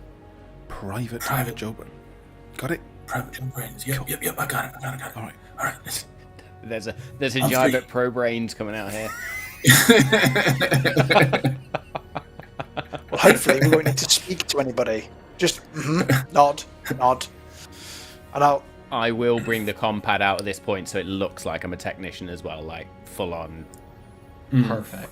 yeah, Amazing. And You I will guys be step them to be talking about that, and they'll just be walking either side of us as the Scars agents. Then Well, you guys step into the hallway, and almost in slow motion as you all kind of round the corner and begin kind of walking with this like confidence. You can see at the end of the hallway are 2 Scars officers with one of those large ball droids that I mentioned earlier. This droid is probably waist high and is a ginormous round spherical ball of tire track, basically. And you can see that it is constantly shifting and kind of righting itself as it remains stationary next to these two SCARS officers who are chatting to what looks like someone in a suit holding a briefcase of some sorts. Does their SCARS uniforms look anything like the ones our two guys have got on? Have they been updated in the last? Yeah. Are they wearing Hugo Boss and we've got fucking smiles on? So, Moss Brothers. the outfits are very similar. There's some like very, very minor alterations that theirs have that have been in the updated versions. However, it's close enough. As you kind of approach these people, the gentleman in the briefcase is like, "Well, I have to get back to my ship. I have important documents that I must deliver down to Earth immediately. Why are you wasting my time today?" As one of the SCARS officers is like, excuse me, sir. It's really all that our job is ensuring the safety of everyone on this station, along with yourself. Who are you? Where are you all headed off to, officer? What you're missing your numbers. What? Jesse will salute, but then point to Neo. We're just being transported. Yeah. Sorry, these were with me, but it's nothing for you to worry about. That man's actually looking way more agitated. You should probably deal with him. I think he's going to make an official complaint. Well, I am agitated. You're right. I'm being delayed with every second that passes. Of course, I'm getting agitated. Yeah, and you've got important documents, official, right? So exactly. An official complaint sounds like a good idea. He turns to the SCARS officer. Well, now, there's no need to get leave. all up in your britches about it. You guys walk on. He goes, "Oh, wait, never mind. Look, be on your way. Hurry up, and just be careful where you're walking. Keep your badge out at all times. It will save you most trouble." And you guys continue down the hallway. We don't have a badge, do we, Uncle Cuz? No, just don't. Go through it first. Look. Yeah, don't draw attention to it. Jimmy, you're goose stepping. Arms opposed to your legs. Not. I feel stiff. His arms and he's using the same arm and leg to walk rather than opposite. TikToking. If Jimmy says he's feeling stiff, Rose is gonna flip around to Jimmy and just sort of grab him by the cheeks. Once and only once. She's going to kiss him. That's not going to make... He's going to be stiffer now, you dirty bastard. Not with his arms, though. And she'll just then pat him on the cheek. You deserve that. Now, get it together. Oh, okay. Yep. I elbow Jesse and I say, Did you, she... I slap him on the ass and go, "Come on, let's go." I've installed these new lips and I still haven't had a kiss yet. How did he get one? I don't plan to kiss those with my mouth. You see the buffering in Neo while he tries to figure out what the fuck all that permutations. And then he tweets and he's like, "Fuck it hell." Walks. He's actually initiated a blush function, so his cheeks actually go red.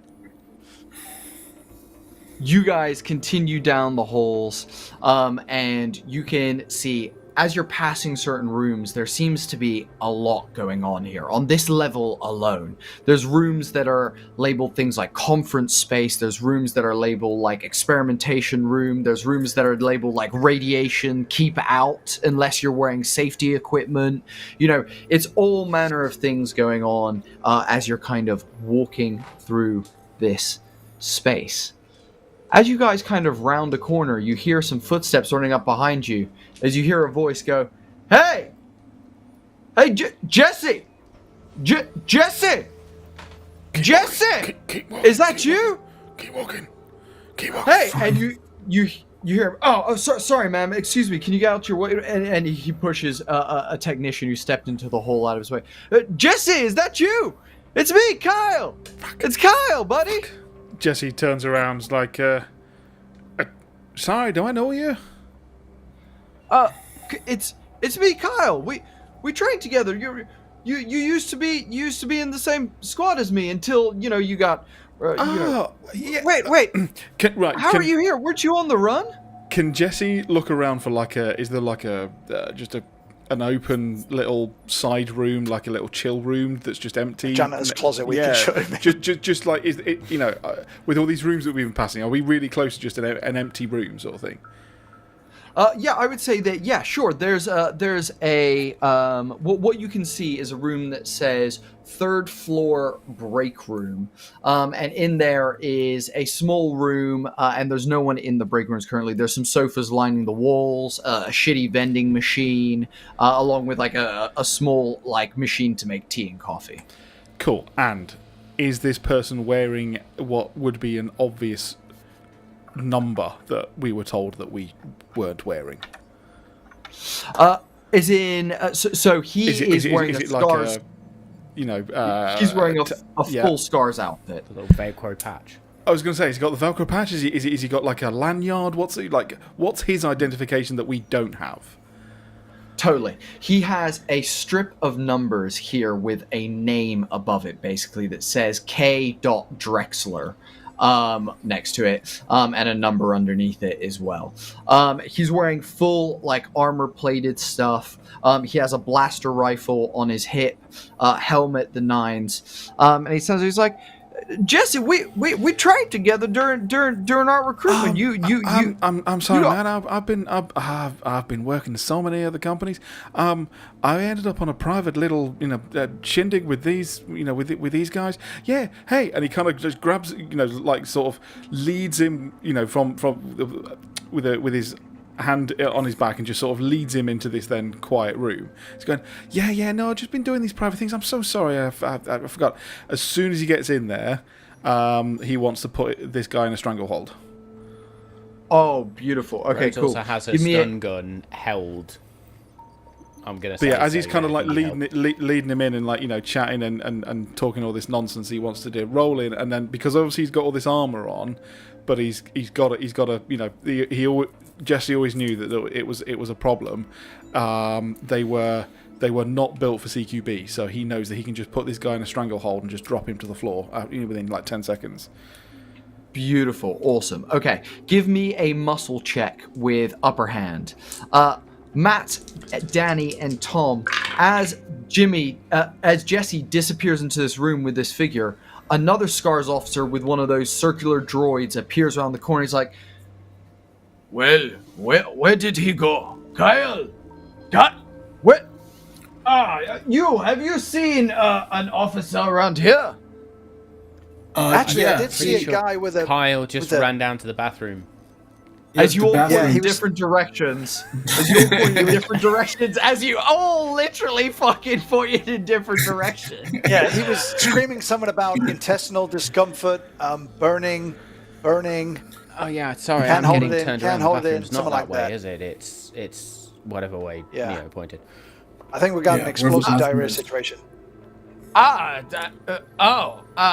He said he saw someone he knew. He said someone called Jesse Brains or something. Do you know No, this I think person? he That said sounds like a he was euphemism going to for the I've got the loo shits. and he's going to shit out his brains, I think is what he said. Yeah. You see him. That's what I You heard. see him begin approaching you guys and the doorway where Jesse is currently with the other Scars officer, as this droid is rolling next to him. Which way did you see him go? And let me ask, where are you heading, technicians? If you want, I can help escort you with you only have one officer. Always meant to have two officers at once. Oh yeah, the other guy's just well, I think he went to see if Kyle was okay that way. Yeah. Oh, Involved Kyle guy. didn't look good. No. Oh. Okay. I think we might have way? a clean up on aisle 2, if you know what I'm saying. As he says clean up on aisle Kyle 2. too. Nice. Hey. Nice. Jesse, what was the roll? It was a 10. It was a 10. Beautiful. Let me roll against you. This is where you find out Kyle has no neck. It's just pure shoulders and head. It's just fucking so hench he's got no neck. Pure traps. With a 9, you managed to you oblique kick him, which is stamping the side of his knee. As his knee hyperextends inwards, he collapses to the ground. You quickly slide your arm under his throat and wrap it into a figure 4 lock, placing your hand behind his neck, and just begin squeezing. Now, this squeeze, Jesse, is one that you've practiced for years upon years, and it actually doesn't come from the arms, where most people would expect. It comes from the back as you crunch inward and just fold this man's head in, as you almost begin ripping backwards, pulling the spine away from its joints. You can feel him. Jelly. Jelly. I do make sure that it is a to knock him unconscious, not kill him. Yes. So it is very much that it is literally just the immediate stop of blood to his brain, and also the stopping from being able to breathe very temporarily. But it will mean he's out for fucking hours. One, Go to sleep. and proper does that, and then a very very then slowly tries to drop him onto the sofa next to him. And then, there's like a blanket to one side, and he just rolls him over just like he's just slumped and sleeping. And then just slaps him on the cheek and is like, "Sorry, girl." Beautiful. As you're kind of putting him down into this position, he's going to make one last-ditch effort. Danny, can you please roll me 2d6 to see if he is able to unhook his walkie-talkie and throw it into the hallway? I rolled a 5 altogether. Rolled a 5. 5 altogether. Beautiful. You see, he unclips the walkie-talkie, throws it, it bashes off of the doorway and shatters onto the ground, still within the break room. But outside the break room, what was that? As you see the guard kind of go to step towards the door. Anyone outside want to do anything? As you lay Kyle down unconscious, as you release him, his body twitches a couple times, but then remains unconscious. I don't think a guy on his break having a pot noodle is your main concern. I would worry about Kyle shitting himself in the hallway. There was a really angry businessman around the corner making a complaint. If he shits himself in front of that guy, we got problems. Rose is going to use her beauty gambit as well, and step amazing. Up and be like, enough of that. How long have you been working out? And she's just going to sort of literally walks up, starts feels the biceps. Oh my god. And I don't say this lightly, but there's a lot of SCARS officers on this station, and you have got the finest arms I have seen in a long time. What did you say your name was? Sorry? I didn't say my name, but thank you. I've been working on these for a while. I call them my guns. You get it, like they're weapons. Oh yeah, that's so fitting. You don't talk like a technician. You're very kind. No one's kind to us officers. We're all here to do a job, aren't we? So I don't see a point in seeing ranks and especially not with arms like that. Look, there's a lot of men on this station. And whew. He peers into the doorway to see Jesse now stood in the doorway, hi.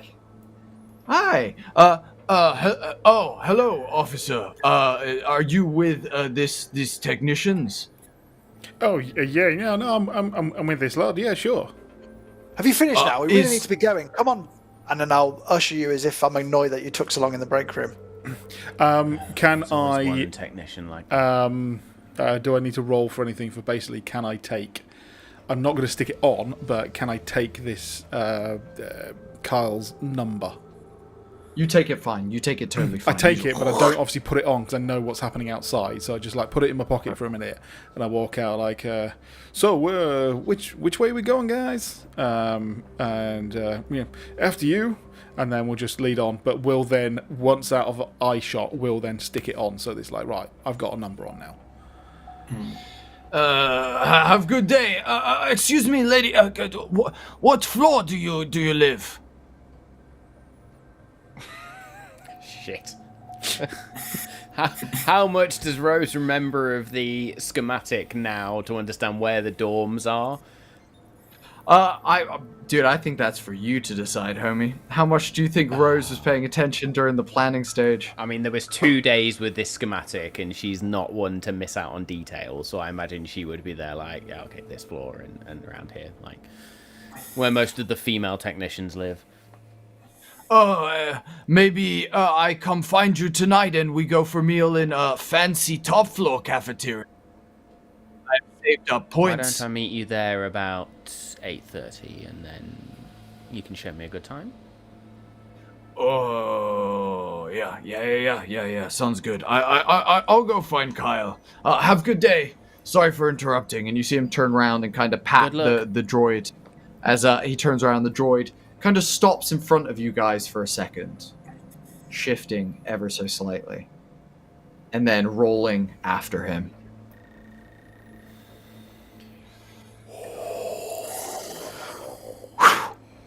Yeah, we need to do something about those droids. Let's walk quickly. As you say that, you guys begin pacing it down the hallway. It's like a little. I imagine, Jesse, you put the sticker on. I imagine you put the sticker on. Yeah. Beautiful. So you guys kind of round a couple of other floors, go up some staircases, and eventually come to a set of lifts.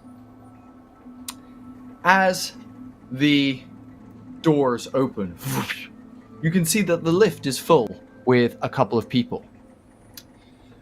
The first person... It's full with a couple of people. How big is this lift? It's quite a small lift, but just enough room for you guys to slide in with this group. You can see that the first gentleman stood at the front is the gentleman we saw at the end of the last episode. The one who walked along the catwalk to the board. Slick, greased hair, perfect side parting, comb to the point where you can see scalp. Suit immaculate, standing there, prestigious, calm, and collected. A couple of technicians have kind of separated themselves from him ever so slightly and are almost like looking down at his feet cautiously.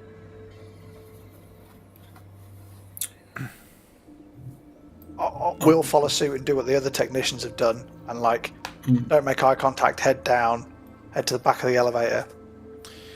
Jesse, however, would know that as someone of rank here, whether civil or military, would require at the very least a quick salute and nod from Jesse, but then would follow format and then just not pay any more attention. As you all kind of file into the elevator lift, this gentleman nods to you, Jesse. And as you all stand there in silence for a second, the doors open. He leans back and goes, "Well, what floor?"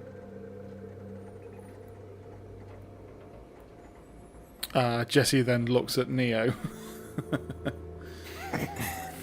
I'll tell him the floor that the Atmos machines are on, which is, according to the schematics, floor 4. Floor 4. Perfect. As you say floor 4, he goes, "Okay. Will you scan your card? I'm happy to press the button. Or pass me your card. I'll scan it for you." I spilt pudding on my card. It's a bit sticky. I wouldn't want to give it to you because your suit is so immaculate. I don't want to do anything to jeopardize the cleanness of your look. Well, that is fine. I'm sure your friend here, and he gestures to Rose, could provide her card. Yeah, that's true. But actually, you're closer. The buttons are on your side. Just swipe yours for me, will you? Rose has got short T-Rex arms. She won't be able to reach. At that moment, the technicians and this man seem to suddenly become peers as they all look at each other confused. And one of the technicians goes, "It's one scan per ride. Are you new to the facility?" Yeah, we're new. New enough. Yep. Yeah. I just come out of training, and they're just kind of showing me around where I'll have to do my rounds, and so I don't know my way around here, and I guess it's probably my fault because I asked to come up to the 4th floor to see what's going on up there, and I guess I'll take the hit on that. So feel free to report me in, and I'm sorry. Well, with time as short as it is, I think I'll leave it today. But, and as he says that, can you all roll me a grit check as you try and bluff your way through this situation? Oh, shit, a grit. Can I've got Nice. 11. I've got heart of 8. I've got heart of gold. Can I roll with upper hand, Nice. where it's you're known for your honesty and good intentions. When you speak meaningfully or from your heart, roll with upper hand to persuade folks to believe you or to help you out. There's no fucking way after you read that. Are you fucking high? You're not speaking. None of that was meaningful. You talked yourself out of Technically, that. he's If new. you hadn't It have was read honest. that, if you had not read that, you would have got that easy peasy, bro. You fucking talked yourself right out of that one. Yeah, no way. All right. No fucking way. Oh, okay. I didn't need it. I just rolled an 11. Beautiful. Nice. Two Nice. 11s and Two an 8. 11s, yeah.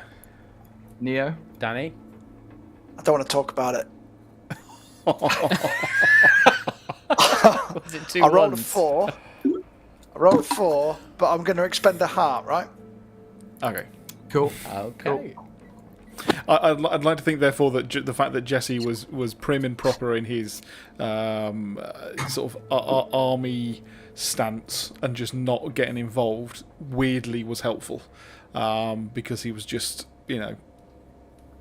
doing his job. Everyone else was Hell having yeah. a chitty-chatty conversation, but he was not going to get involved. Hell yeah.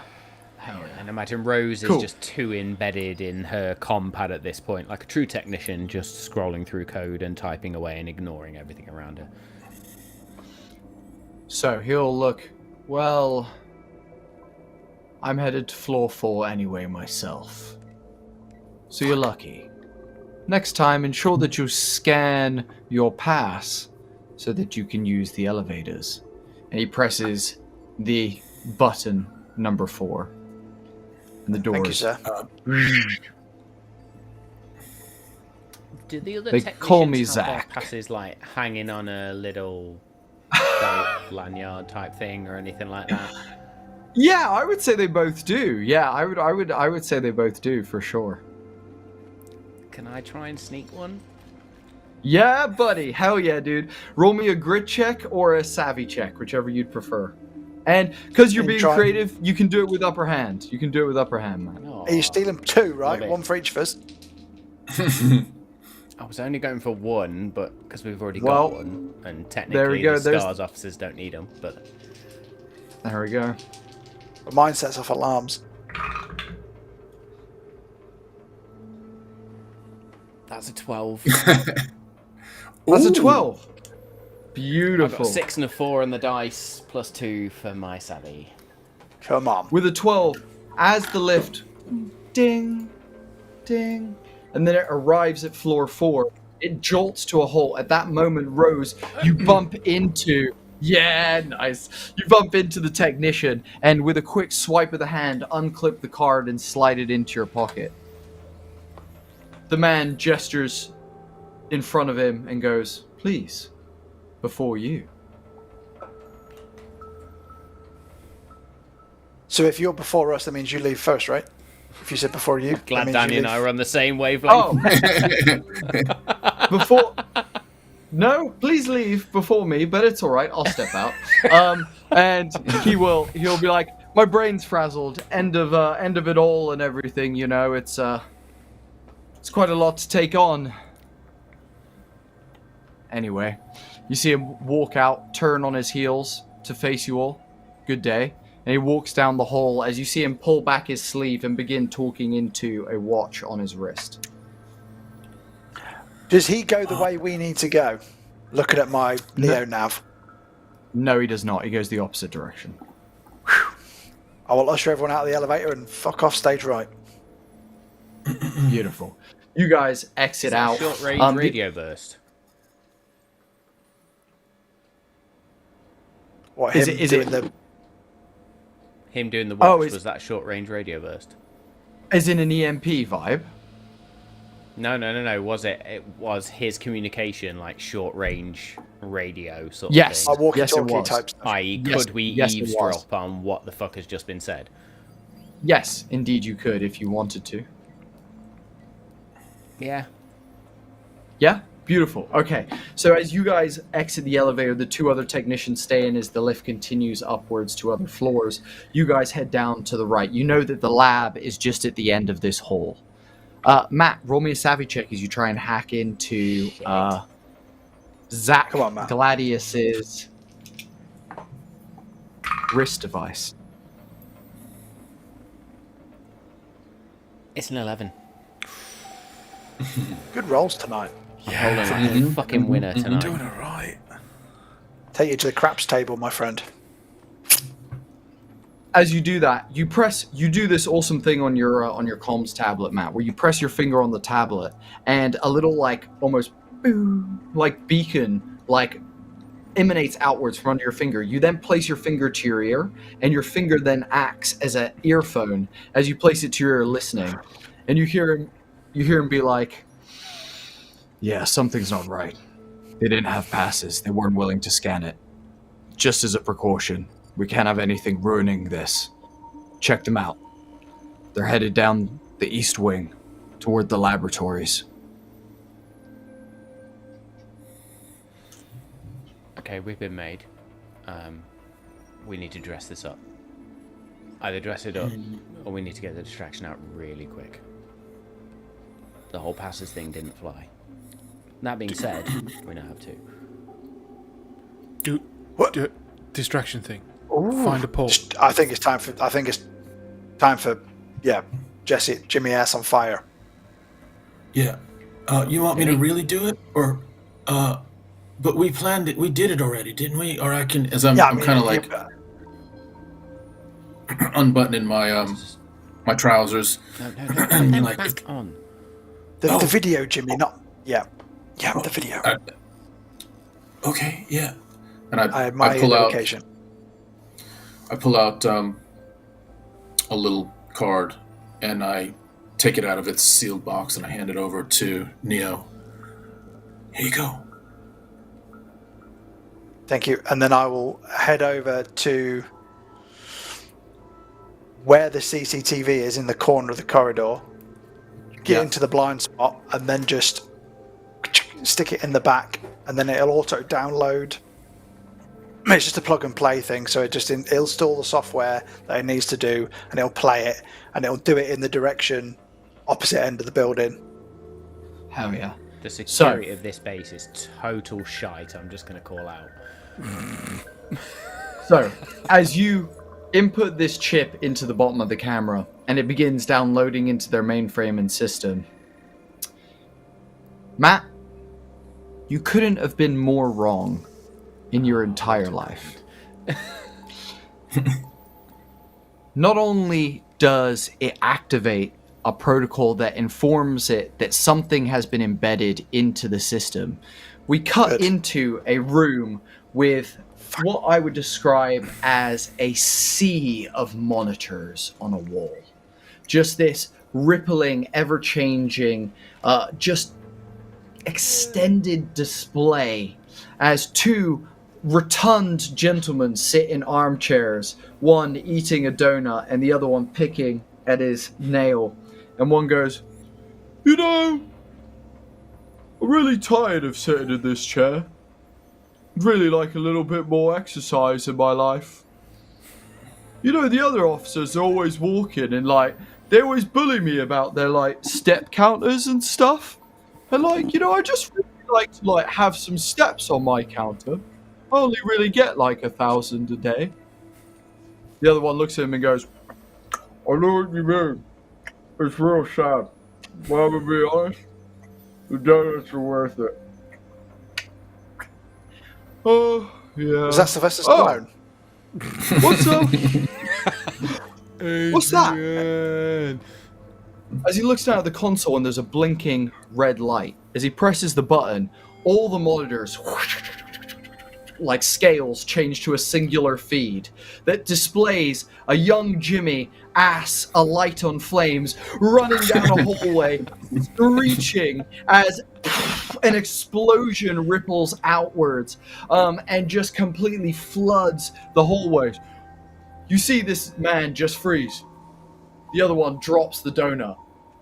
Not the donut. "Oh shit!" And they begin like pressing buttons and like moving levers and then grabbing a mic and be like, "Oh, we have a problem. There seems to be some sort of explosion that happened."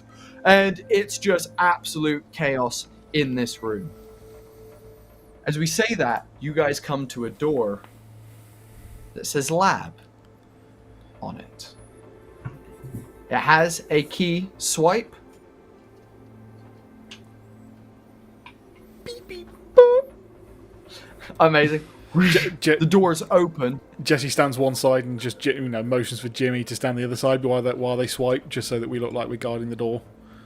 Oh yeah. As the doors open up, this room is much larger than you kind of would expect. You can see it extends for about like 40 feet outwards and about 60 feet up into the air. Hanging from the roof are 5 what look like almost crane arms, robotic arms that descend down with pistons and the like. Tipped at the end of these arms is what looks like an exoskeleton. You can see that it has bits that extend outwards that almost could mimic where arms would go. A central node at the top that would almost be where a head was. A thin spine ridge that moves all the way down and then separating out into 2 extremities that would be where the legs would go. They hang limply in the center of the room. Off to the side is a curved monitor on a desk with a bunch of papers. You can see drawers have been opened, and this place looks like it's been ransacked and searched. The door closes behind you. Like somebody's been here already. What the hell is that? Mr. Neo, what the hell is that? I thought we were going to be sitting in chairs. Yeah, but I was not is that prepared for this. Is that a human? What is that? It's just it's like a chair, Jimmy. It's just more modern. That's what we have to get into, but That's not the game. That's not the wave. That's not how it's played. Those were real. Uncle Jesse, what the hell is that? Starts backing away. No, as you say that, Jesse's actually behind you, and he's already got the welding gun out, and he's just locking us in, fully. Sealing the door. Yeah, sealing the door. Perfect. okay.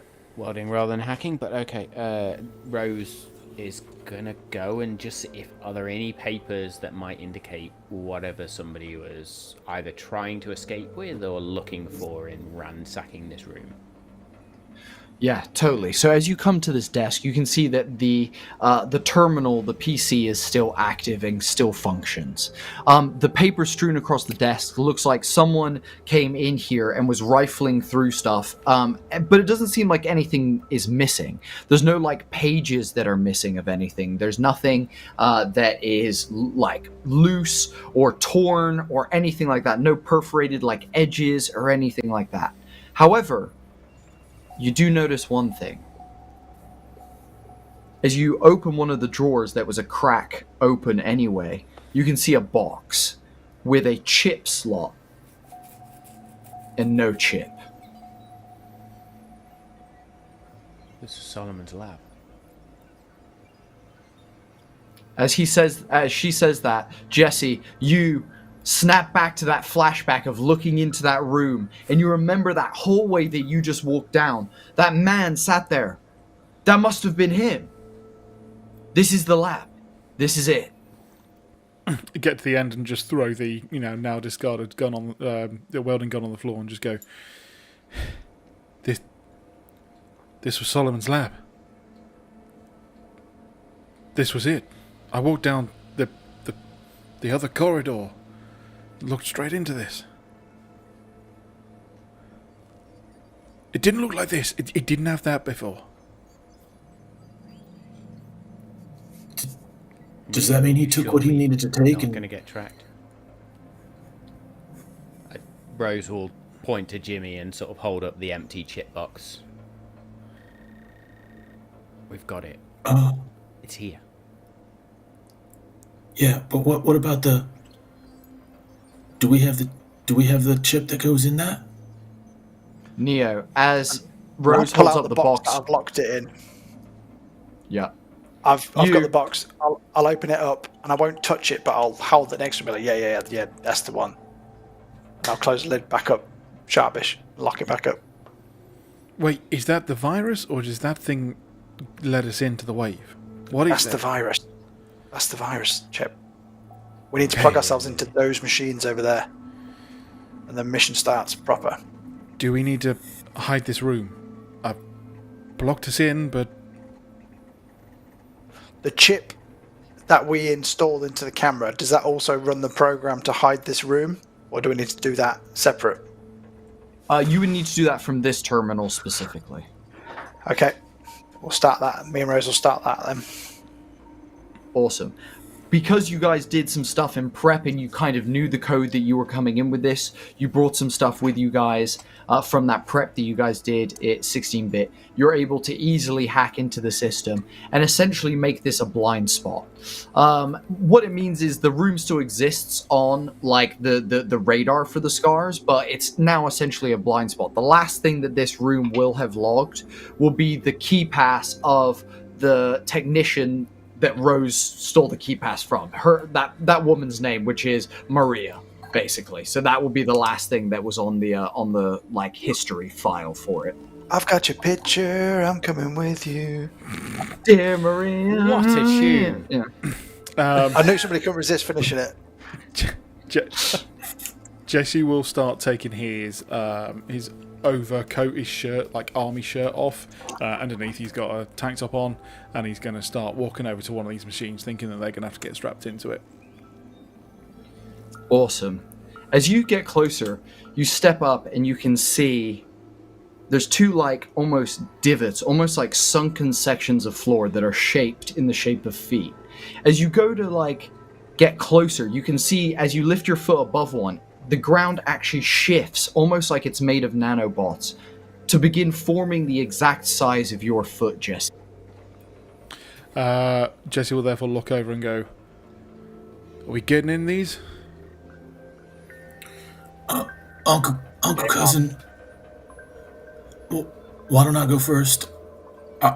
You're more needed with the team, and if anything happens, I know I've played the game before, and we're all going in, Jesse Pooh, but I tell you, You go first, and then you can tell me when I get in. You'll be my guide. Yeah. I turn to Neo and I say, will I be able to tell my uncle cousin? Well, like once it takes me wherever I'm going, will I be able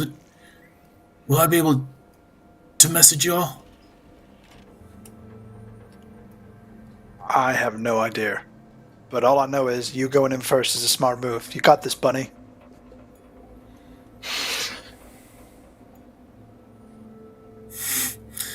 And when he says that, I think of my mother. And it could have landed in a way that I took it and wasn't happy, but I somehow being called bunny in that moment gave me some connection and some energy that I think my mom would have said at that same moment when Neo says, "You've got this, bunny." That was my calculated assumption. And I step forward and I say, Can you just take a step back, Uncle Cousin? I'm gonna go. Jesse does, and he's watching intently as to how Jimmy connects in, because he's got no idea. Amazing. So Jimmy, as you step up again to those same sunken sections of ground that are in the shape of like boot prints, you go to place your feet in and the ground shifts and forms up to make the size of your foot, and as you step in, the crane arm begins activating. You hear it kind of like whirring and some engines moving as the arm positions itself behind you, this exoskeleton lining up with your frame, as you hear a voice through a small speaker system. Pilot, ready? Please step back. I look down at my uniform and I say, Pilot JB, ready. And I take a step back.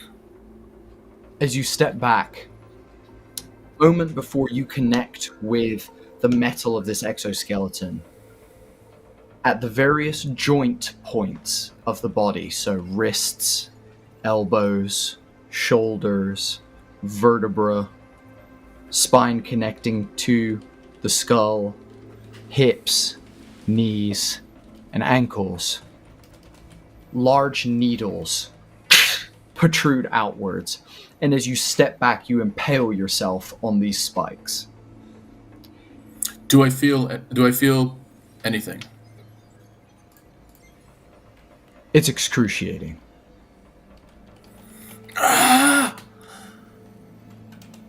Uncle Cousin! As you scream that, the final needle slams into the base of your skull and into your brain stem. You lean back and are lifted off the ground as this machine lifts Jimmy into the air. As his eyes roll back into his skull, his arms fall limp at his side, hovering in the air with this machine. Well, fuck that, we're going home. I'm not doing that.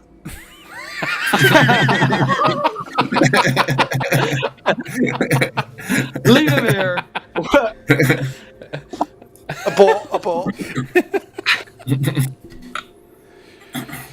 Rose is calculating in her head. Neo, how is that going to work for you? I was just thinking the same thing. I technically have like pseudo cerebral fluid, so, and I do have, so it might work. I have all of the joints. We need to get whatever that masking routine was. We need to flood the system with a masking routine. Come on, it's nerds. the one in the back of the head I'm worried about. We need to go. Jesse, I assume you're stepping up? No, he's actually going to wait until the other two connect. Okay, beautiful. He's now in protective mode. He's Rose got is the weight. going to look you dead in the eye like, I ain't going next. Yeah, you are. Are you going to be okay, Rose? promise me they won't find me. Would you like me to go in first? So that I Promise can me they protect won't you. find me. If I go in first, I can scout it before you come in, and I can keep that promise. Rose is torn at this point because there's the self-preservation aspect, but also she understands how special Neo is, and for him to connect himself up willingly to a machine like this is totally unknown. I am quite literally going to flip a coin, if that's okay, both. Oh yeah. Yeah, please do. I love it. It's a Harvey Dent coin with two heads on each side. It's Neo Would both you like ways. high or low, my friend? Yeah. I'll go low. Danny, high or low? Low? Yeah. It's a 4. So Rose just...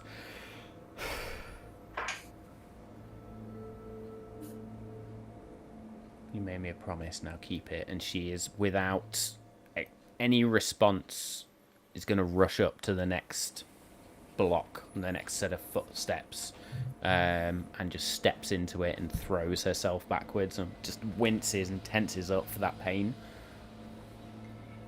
As that pain hits you and that final needle rips into your brainstem, that static builds in your mind as you hear, Rosie, Rosie. And then can my code lifts you. Can my Yes. code overrule that almost, and then you'll feel like as if I'm just hugging you instead as that voice fades to black and disappears. Beautiful, love it. As you get lifted off the ground and lifted to the same height as Jimmy, arms dangling by your side. Jesse and Neo. Neo, you next. Sure. Yeah. I need to make sure everyone gets in first. Then I'm coming. Look, if I go in and it doesn't look exactly like this, and it looks like, I don't know, it's downloading, I'm going full Skynet, just take me out. He grabs the knife and, his big proper combat knife, unhooks it, brings it out, and goes, I'll look after you, brother. I'll give him one of the fucking laser pistols. I was like, just take my head off with this. It's the quickest way. He takes it. He takes him, and you look in Jesse's eyes, and you know that if he knows something's going to go wrong, he will do that. Yep. I don't know why he took a big intake of breath, but that's what he did. And then he'll step into the machine. Amazing. As you step in, those spikes will enter, excruciating pain, or at least the simulation of such. Can you please make me a cybernetics check? Against the odds. So roll 3, take away the highest. Fuck. Shit. Oh, the highest was a 6 as well.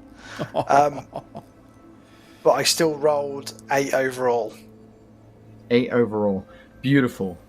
With an 8 overall, you withstand as this needle rips into that cosmos that is your brain structure, your main CPU.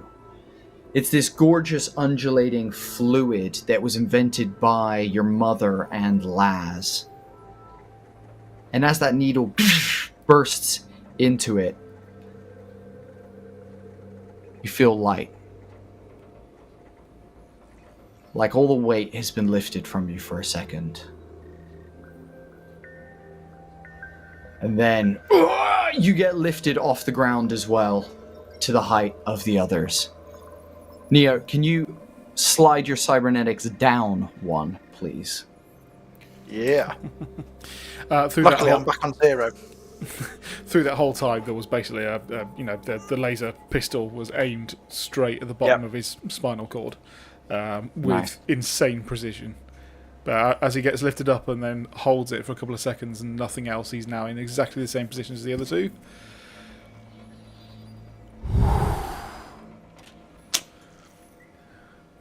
And then pops it in his pocket. He walks up to the final spot. And just before he puts his feet in, he'll go, Lance Corporal Jesse Brains, 42069, ready to connect. And then we'll step in.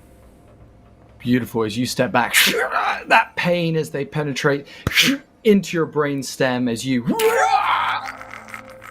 lifted off the ground and you fall limp. You each see something similar. It looks like you're being torpedoed down a hallway of existential light. As you and your consciousness flies through the ether. You then and come to stop. As you take in your surroundings, you find your comrades stood directly next to you. And you look at your surroundings, they almost begin falling out of the sky into place. With each eye movement and each twitch, a new thing appears in front of you. A fortress. A giant medieval fortress. Up to the fortress, a rolling golden beach lapped with water. As you turn behind, you can see the ocean extending as far as the eye can see behind you. As you look to your right, you see a large ship, a galleon, docked on the beach nearby. As a group of men leap from its hull. Arr! The gold be ours! Come get it, you fucking scallywags! As they begin rushing towards the fort. As you guys look down, you're each dressed in medieval pirate garb. You're wearing flowing linen shirts, baggy puffed trousers, leather belts, cutlasses at the hip, tricorns upon the head. Welcome to the Wave. And that is where we are going to end today's session. Yeah, Come on. oh, Bodie. Yes. So, And we get to be pirates. Can we all do pirate voices next time? Arr. the way Because this is they going are. to work is this.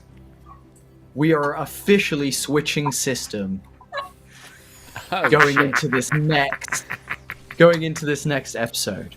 We will Sorry, be what? playing Pirate Borg next episode. Hey. And Oh, you fucking hell.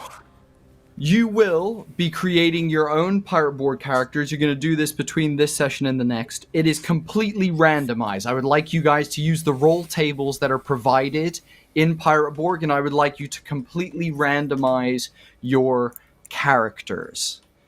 You will then be playing Jesse, Neo, Rose, Jimmy as whatever this new character is as well. I'm going to be schizophrenic by the end of the next episode.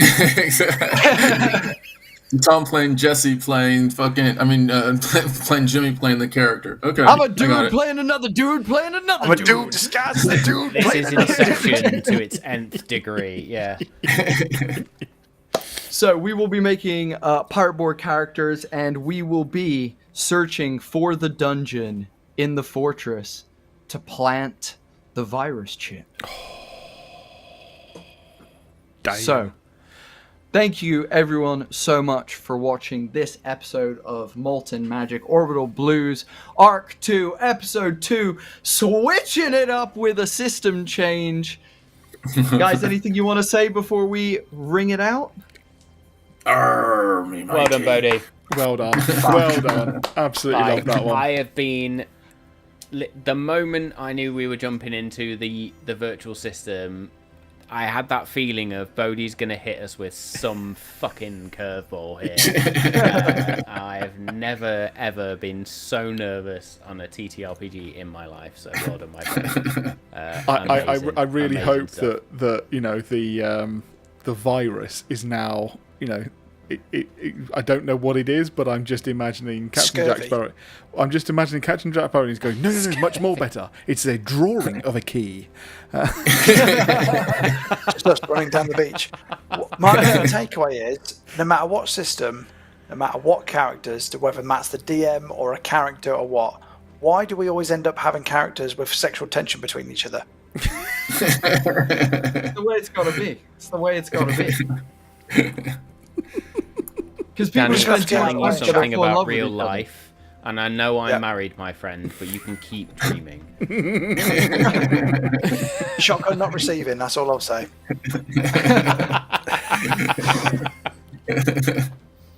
Other than that, Love you too, guys, buddy.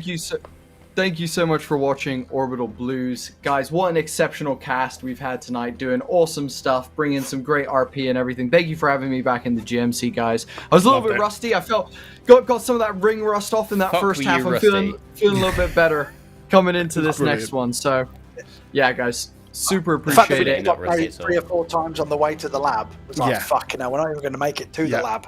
So the fact that we made it to the lab, I am buzzing. We nailed it. Dude, I tried so hard. I tried so hard. Hey, do you know what? I'm really proud of us, because it would have felt really crap if we'd have literally just walked there. So actually, I love that. I love what happened. Luckily for us, Kyle shit himself. Do you know what I mean? Yeah, exactly. Literally. Thank you, Kyle. And with that bombshell, we'll end it here. Guys, we'll catch you next week for some Campaign 2 madness with a special guest, I believe. Absolutely, we have a special guest next week, so yeah, look forward to diving into the astral plane. Not only have we gone full Pirate Borg with this, we're going to go full Spelljammer maybe with Campaign 2. So let's see what happens. But yeah, Hell yeah. Right. Subscribe, like, follow, join the Discord, more magic. What's up, bitches? We out here. Later.